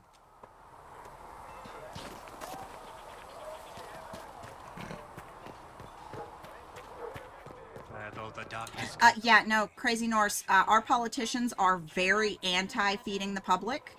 And housing them. And health-caring them, and educating them. In their defense, our public is very anti-feeding, housing, clothing, healthcare, and educating of anyone that's not them.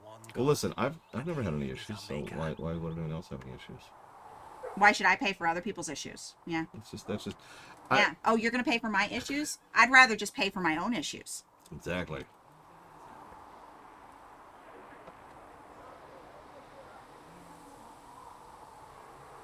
You have a viewer who's no longer watching you because he found your streams too enjoyable? Yeah, that's actually a real thing.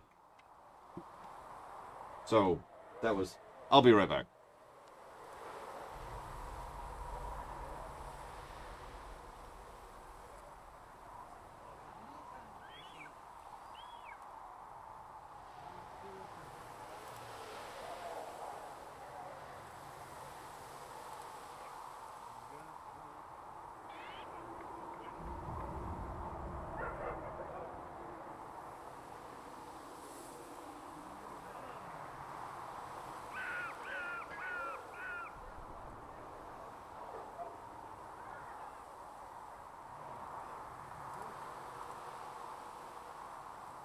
She says bye, everyone.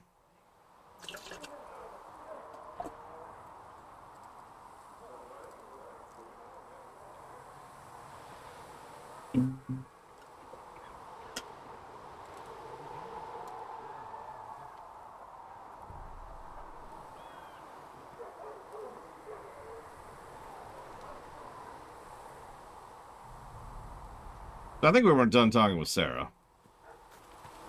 I met Warden Blackman. Your wish is something. Tell me about yourself. What about me? How about the basics? Where are you from? Ferelden? I got that from the accent. Where in Ferelden? All over? Okay, fine. Denerim for a bit. South, north, wherever I want. Oh, you're from wherever. I'm from north wherever. What? North wherever. Oh, we had fun on street and or in local tavern. Oh, hardy ha. All funny, you. It's complicated. I don't like complicated. Let's leave it at that. Maybe. You're not like most of the elves I've met. Thanks, right? Or was that an insult? I suppose I could go barefoot and whine more. Like that's soulless, right? Never be as good as we were. Well, who's we? I'm just fine. I think there's more to it than that. A few thousand years more. Hey, someone wants to be angry about old debts, be angry. Be a terror that never lets an enemy forget. But if you're digging it up so you can wear it, that's just weird. I mean, the Dalish don't really know. They have stories, but that's all they are. It's all fancy dress, not history. Got a point. We'll talk later. There's that wisdom score again. Why change the past when you can own this day? Today she will fight to keep her away. She's a was no word of heaven. May God be with you. It seems Blackwall knows nothing about the disappearance of the Grey Wardens. It's a disappointment.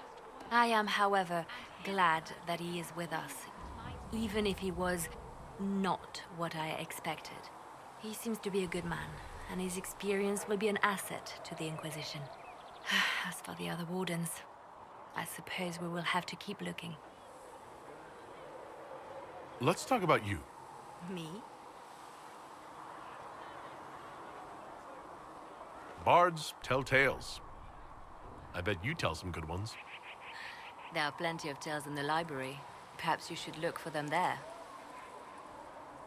What did you do before you worked for the Divine? I was a bard, an Orlesian spy for many years. For a time, I also served a small cloister in Lothering. After the Blight, the Divine called on me to oversee her personal network. Can you teach me to be a bard? Being a bard is so much more than being a spy. It involves a keen understanding of politics, the ebb and flow of influence, the great game. The Bard's is an intricate dance where a smile can be sharper than any dagger. The best way to learn is to immerse yourself in it.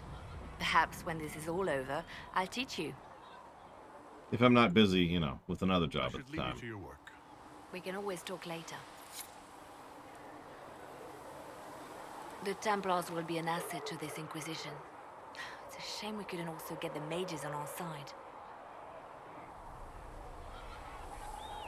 You seem to know a great many people.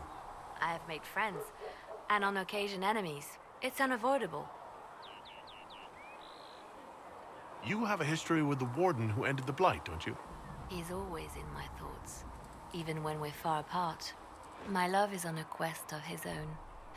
When the Inquisition has no further need of me, I will join him, for good this time. I have lost enough. I will not lose him as well. Just pretend she's saying she here and we'll just move on. They say you spent some time in Lothering. Did you know the champion? We spoke a few times. I seldom left the Chantry, and we never became more than casual acquaintances. I saw more of the Hawk twins. Bethany in particular. She would spend time in meditation at the Chantry, and she seemed to like my stories. The other one, the young man, he was a little surly. I did encounter the champion again later in Kirkwall. Those were terrible times. Was this when the Chantry was destroyed? No, that happened later. But even then, the news coming out of Kirkwall was disheartening. There were some in Val Rayo who wanted the Divine to declare an exalted march on Kirkwall. Justina sent me there to see if that could be avoided, to gather evidence to calm those agitating for war. I guess it didn't matter in the end. We can continue this conversation later. You know where I am. Did you need something? I needed Zobe to donate for Xenogears. You seem to know a great many people. I have made friends, and on occasion enemies. It's unavoidable. You seem to know Josephine quite well. I met her a long time ago, but we didn't become good friends until years later. After the Blight, in fact. I'd just returned to Val Rayo, and she welcomed me back by throwing a diplomatic ball. She was the Antivan ambassador at the time, you see. The ball was... all right. Too many politicians. At midnight, Josie and I left to find a real party. We've been friends ever since.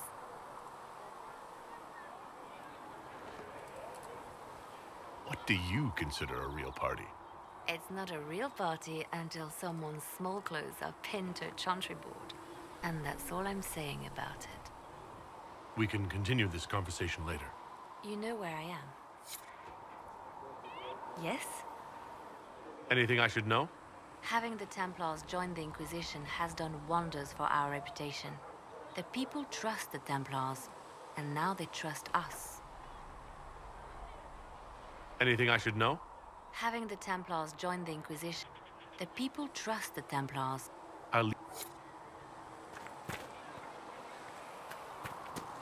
Okay, we're almost done with all the dialogue. Almost in time to finish the shift for the day. I'm gonna beat Mega Man 2 by the time we're done with those. You came from the Circle at Ostwick, did you not? Senior Enchanter Lydia was a dear friend of mine. Were you at all acquainted? Lydia was my instructor.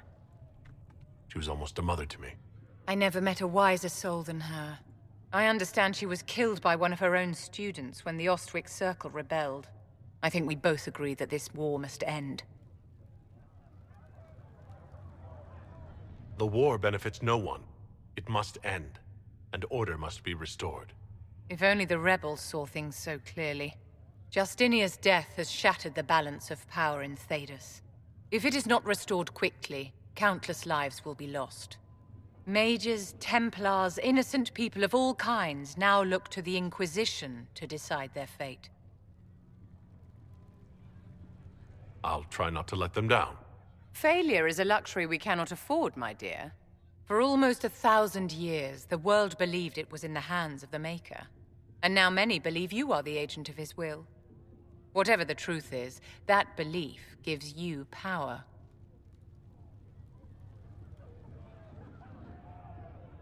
If that's true, then I'll put it to good use.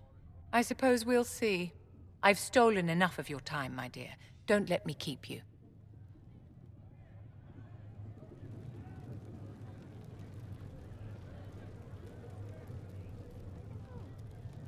Did you need something, darling? What are your thoughts about the others in the Inquisition? What exactly is Varric's role in the Inquisition? Aside from irritating Cassandra. I mean... Do you need something, my dear? What are your thoughts about the others in the Inquisition? Blackwall is a useful sort of fellow, but he's perhaps too eager to please. He reminds me of a pup begging for attention. Interesting take. Did you need something, darling? What are your thoughts about the others in the Inquisition? Sarah is certainly a colorful character. Like a poisonous toad, only without the manners. Why do I have to restart the conversation each one of these? What are your thoughts about the others in the Inquisition? What exactly is Varric's role in the Inquisition? Aside from irritating Cassandra. How may I help you? I wanted to ask you about the Circle of Magi. Of course. What do you wish to know? If the Circle disbanded, how can you still belong to it? The Circle is an idea, my dear. And an idea cannot be dissolved. Many of the first enchanters voted for rebellion, caring little that anything short of a unanimous decision would pit mage against mage. Rather than dissolving it, Grand Enchanter Fiona's vote split the Circle in two. The rebels follow her, the loyalists follow me. If you lead all the Loyalists, why are you only First Enchanter and not Grand Enchanter? Grand Enchanters are elected, and since there are no First Enchanters besides myself, no vote can be held. I could name myself Grand Enchanter, but the title holds no meaning now. When the circles are restored, that will change. I've never been to the Montsemart Circle. What was it like? A place of great history and tradition, with the greatest library of magical history outside of the Imperium. It was deeply involved in the Great Game, as you might expect of anyone living in Orlais. The mages there were quite competitive, but it was stimulating to be always pushed to exceed the abilities of my peers. Actually, I agree completely. Vivienne would make a very good Sith, which probably explains a lot about why some people like her and some people don't. How did we come to this state where the Circle's in revolt? You, my dear, are far too wise not to have realized that many of our colleagues live with their eyes closed. Safe from the world inside their towers, they thought only of the Templars and their own resentment. Kirkwall gave the world a reason to remember its fear of magic. A mage killed hundreds with a snap of their fingers. Across Thedas, a new tangible fear of magic grew. Yeah, with the bomb. Commoners and nobles alike called out to the Chantry for protection. The Qunari The bomb. malcontents in the towers thought nothing of this. They cared only for themselves and for their anger at the new Templar restrictions. When a mage attempted to assassinate Divine Justinia, again, the mages protested the investigation. The leadership chose to vote on independence based on the intolerable conditions imposed by the Templars, sparing no thought to the fact that magic was more feared in the aftermath of these attacks than it had been since Tevinter's day. So long as they had their freedom, they could care little for riots, angry mobs, or about pitting mages against each other. Are you familiar with Grand Enchanter Fiona? We've met. Before her horrendously ill-timed and selfish vote for independence, I thought her adequate at her job. In her dotage, she could not handle looking after the well-being of so many people. We would have done better to replace her years ago, to let her spend time gardening. Jesus. Did they have cause to rebel? In the aftermath of their terrorist attacks? Was that really the most opportune time to break away? By all means, protest abuses by the Templars. Just don't do it in a way that says mages support wholesale murder. By voting when they did, my colleagues all but declared war upon the ordinary people of Thedas. A war in which we are outnumbered 100 to 1. Yeah, by the way, Vivienne is probably my least favorite of the characters in the Inquisition. And I think part of the problem here, at least for me very personally, I'm not saying she's badly written. I just think the reason I don't like her personally is because she is privileged and has no understanding of that fact. I know a lot of people like that in real life. I don't like throwing around the word privileged because it's a little bit misused and abused as an insult word. But no, she has lived a very blessed upper nobility, not really having to worry about a whole lot of aspects of life kind of a life. She lived in the best freaking circle, and she thinks that having to play at politics with other nobles means that she has some understanding of how the world works. Yeah, she is in many ways a magister. I actually agree with that sentence. You'll notice how each introduction cutscene does a good job of really introducing ourselves to the characters in a good way. She does also play the game. Blackwall was just trying to convince a bunch of people how to hold a sword, or excuse me, a shield, and how to defend them against some random bandits. Yeah, for reasons we won't cover right now, that's Blackwall. Sarah, she's like, hey, and she like rambles in a way that several people can't even understand properly, but makes perfect sense if you actually think about it and process what she's saying.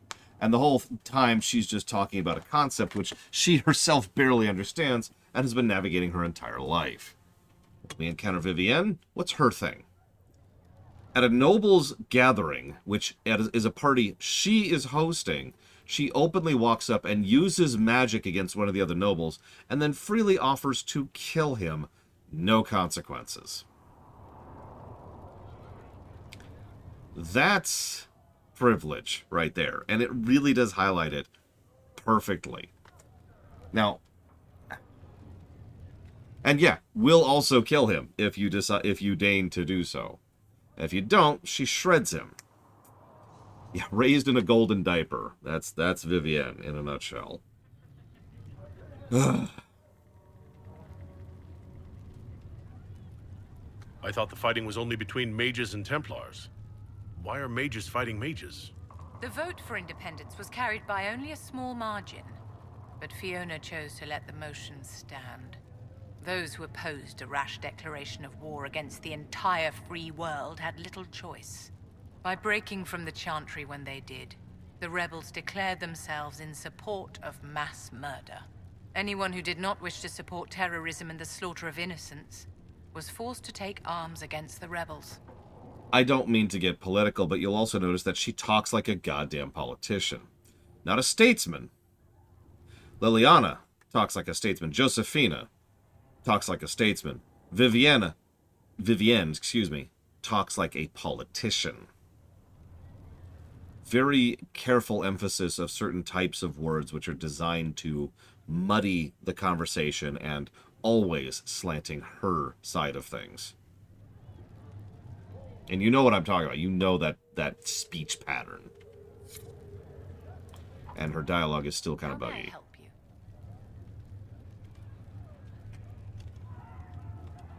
I'd like to know more about you, Madame Vivienne. Whatever would you like to know? Your accent's not Orlesian. Where exactly are you from? I am from the Circle, my dear. One's country of origin rarely matters there. But if you must know, I was born in Wycombe in the Free Marches. I was sent to the Ostwick Circle, but I transferred to Monsignor while still an apprentice. I'm curious how a Circle mage winds up at court here. Nobody winds up at court, my dear. It takes a great deal of effort to arrive there. I Right. caught the eye of Duke Bastien de Ghislaine, an advantageous connection that opened many doors.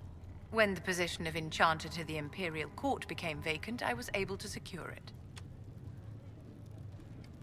You're married to the Duke de Ghislaine? Of course not, my dear. Don't be ridiculous. Marriage is the business of alliance and inheritance. I'm Bastien's mistress.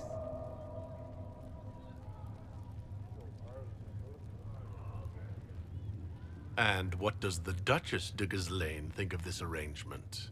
We got along quite well. Duchess Nicoline and I used to host musical salons together. She was a great patron of the arts. She passed away from a fever a few years ago, the poor dear. What duties does a court enchanter have? I am tasked with providing assistance to the Empress on arcane matters. Most of my predecessors restricted this to lighting lamps and doing parlor tricks. In such troubled times as these, however, I provide political advice to Her Majesty on the subject of the Mage Rebellion.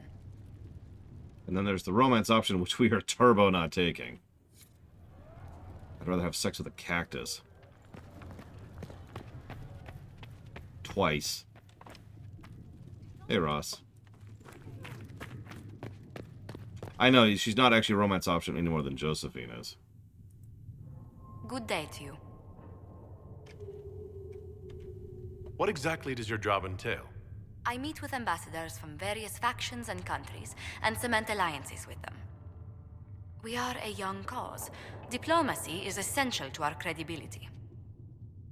Then you speak for the Inquisition with these nobles. I do. Someone must foster goodwill on our behalf, as well as prevent controversy as news of us spreads. How heavily are our actions scrutinized? Make no mistake, every noble house, every throne is waiting to see what the Inquisition does next. Many are willing to pledge support, if offers are made in just the right fashion. I intend to see that they are. Tell me how you came to work for the Inquisition again. I'd been considering leaving my post in Antiva for a new challenge when Leliana recruited me. There's such unrest in Talos, and the Inquisition seems a promising method to stop it. It's to everyone's benefit if we prevent the Mage-Templar conflict from spreading further. Done. So, was it the prospect of stability that drew you here? The full impact of the Mage Rebellion has yet to be felt, and that was before the death of the Divine. The violence must be curbed before we see it turn to full-scale war. I can only imagine the bloodshed if it escalates further. I'm afraid history holds many examples of what will happen if it does. What do the people make of us? Despite our fame, we're low on steadfast allies. We must aim for more.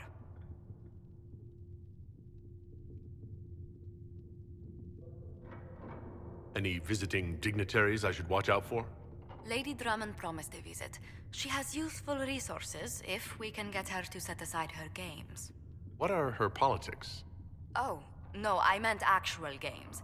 Chess, cards, dice, little boards with carved idols from Tevinter. She made me play that with her for 8 hours once. Steer her towards cards, if she insists on a match.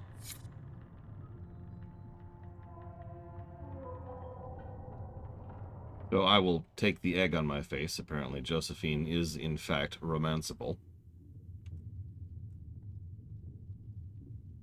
Vivienne is not. Or Varric, or Liliana, or Cole, or Harding. I'm not sure why that's specifically called out here.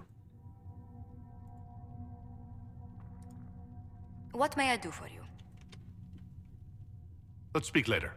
Farewell. Greetings. What do the people make of us? Despite our fame, we're low on steadfast allies.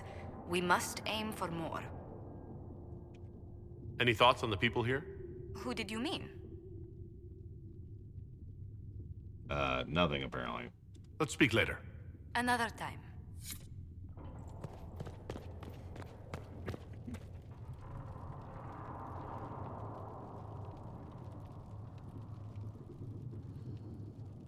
What am I even doing?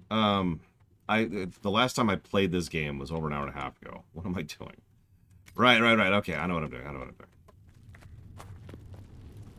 God.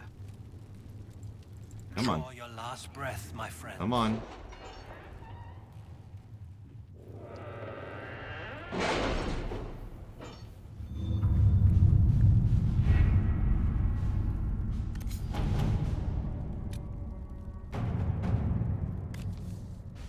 For your big hats, Lord whoever says you're rubbish. His servants don't care, but could. Drop a few things for them. They'll give Josephine a surprise. Scrolls or something. Several bards will play for her tomorrow night. We will have names soon enough. What I find funniest about this is apparently Cullen can't understand that message, even though that makes perfect sense.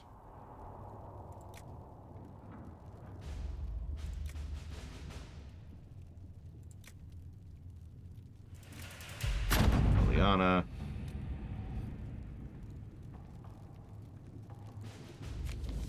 Apparently that's the wrong call. Whatever. Next.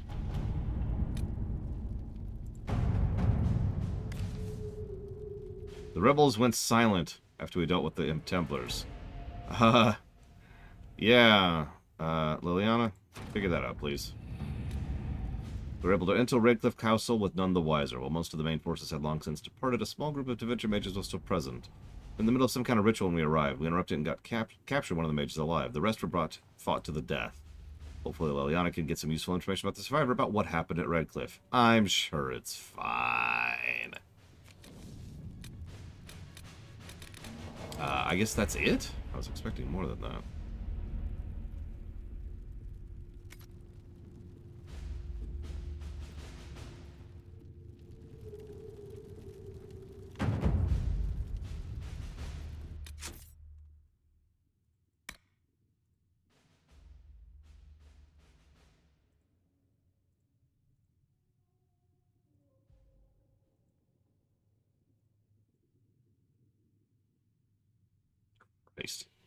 Yeah, I think you're right. I think it's the next MSQ, which we absolutely are not going to do right now. So we're going to save. Exit to menu. Now,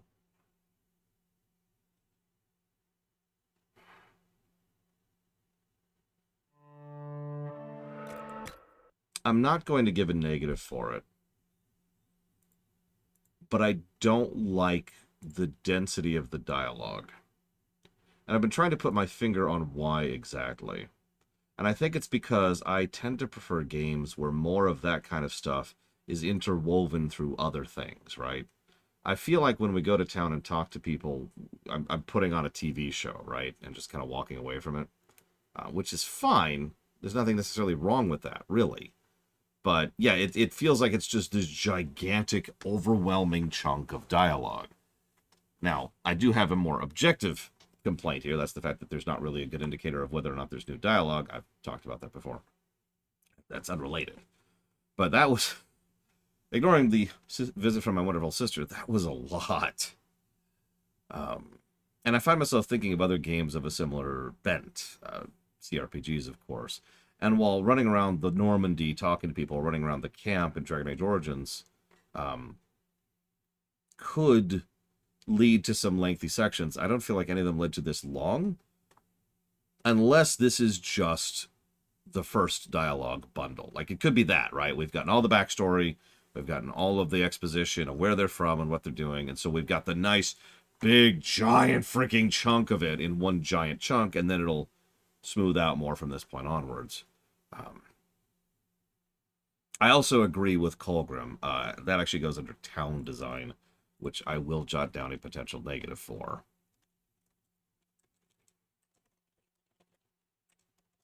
Because the problem with Haven is almost entirely gameplay. It's neat looking, but you could tell whoever designed Haven was not even remotely thinking about gameplay concepts when they designed it. This is something a lot of game designers do, where they'll design a town to be more narrative focused, which is fine, but tends to be irritating from the gameplay thing. Like the sheer fact that we have to walk, and I do mean walk, down, around, over, through a door, down, out, over to get to the crafting table, for example. Or if you want to go talk to Cullen, it's even further away. Or if you want to go talk to Solus, he's way up over here. Your place is back over here. You get it, right? It would be, there's a lot of ways they could make this a lot less frustrating from a gameplay perspective by putting the more frequently utilized gameplay elements like the crafting table right next to the war table, and maybe like have it so that there's a way to call them all together into one place. You can chat with them, or even just putting all of the major re-talkable characters into one room, which may look a little strange, but will be a lot more convenient for you to walk in and be like, all right, let's see if anybody has something to say. Going back to Dragon Age Origins for a second, that camp was actually decently laid out, and it wasn't that large, too. Even though there wasn't much to it, going from all the way from Morrigan over to the dog, which is one end to the other, only takes a few seconds, right? Yeah, exactly, Dr. Winter. Like, you don't have to put them all in the mood. Yeah, Baldur's Gate 3 camped, some of them, had the similar good design. And yeah, the Normandy is another example where, generally speaking, it's like, boop, and they're there, boop, and they're there. And I don't know. I don't know if any of this really deserves a negative. It's just something I wanted to munch on there. Because I found myself, by about the time we were finishing Sarah, just being like, oh my god, is this over yet? And as always, I like to examine why I'm thinking that way, right? Like, really processing it. Yeah, Dragon Age 2 is kind of a weird one. Because Dragon Age 2 doesn't have a hub. Dragon Age 2 has... Oh, God, tell me about it, Mr. Ed. Dragon Age 2 has fast travel, right? Okay, you're in Anders' place. Okay, now you're in Fenris's place. Okay, now you're in Meryl's place. So Dragon Age 2, even though they were all over the place, bypassed this issue by virtue of the way the map worked. So that was actually good, and I did give the map a positive for that game, for good reason. And yeah, the problem here is... not to spoil, but there will be another town later, another hub, is what we call that. And by memory, it's even worse. I have distinct memories of walking out and then going down, actually jumping down, taking damage, and then going all the way down the hill, and then down around the side of the hill, and then up here to talk to her, and then we go all the way back in, and then we go over to the inn, which is on the other side of the universe, and go talking to them, and blah, blah, blah, blah, blah. And you get it, right? And yeah, Val Royale has its own issues, too, as we've actually already showcased. Probable Colgrim. I don't know. I just remember trying to jump over that damn railing. I'll show it off when we get there. Anyways, I'm sorry. I wanted to talk that out a little bit and try to get that, because it's just... Anyways, it's very pretty, but god damn it!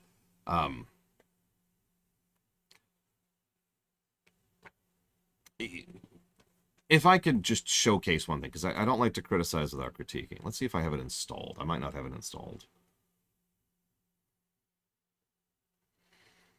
Because there is a game that does everything I just complained about very well, and it has a crap ton of dialogue. Probably not as much as dialogue, but it still has a lot. Yeah, looks like I don't actually have it installed right now. I'll just tell you, it's Diablo 3. Now, I know you're going to jump down my throat because Diablo 3 is the worst game ever made. But hear me out for a second. Diablo 3 did two things very, very well when it came to its hub design. First of all, the hubs were very well laid out. I think almost every hub got its own separate positive for being well laid out in terms of what you can interact with, where and how. It takes seconds, and you can tell at a glance and on the minimap where is what.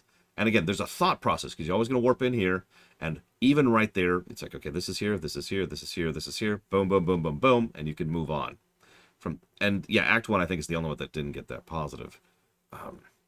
Diablo 3 hacked hubs were very, very well designed from a gameplay perspective, but then they did something else I really liked. There would be an indicator, a little asterisk, next to their name. Now, it didn't do it perfectly, and we showcased this during the run, but there was a little asterisk there, and that was such a key quality of life feature, because that asterisk meant they have more dialogue you have not listened to. Bam. You know immediately, if you care, to go talk to that NPC, and they'll say, hey, and it'll be visibly indicated because the new dialogue is not grayed out. So you talk to the new dialogue, and there's new dialogue options for you. And that was awesome. I'm pointing this all out because one of the biggest complaints that I tend to hear from people, at least used to, this actually isn't as common anymore, was that I have pie in the sky, insane, utterly impossible design expectations, I guess, when it comes to games. And that's extraordinarily untrue, because any given time when I say this can be better, I can pretty much every single time point to a game that did it better. So this is just kind of me showing a little bit of my work here with regards to hub design. What if you're allowed to design your hub for itself? That's a good question. I would say that would probably be a 2+, but hang on. What if there's a default hub that is well designed, and then you're given the choice to design it yourself? Because that feels like triple positive territory right there.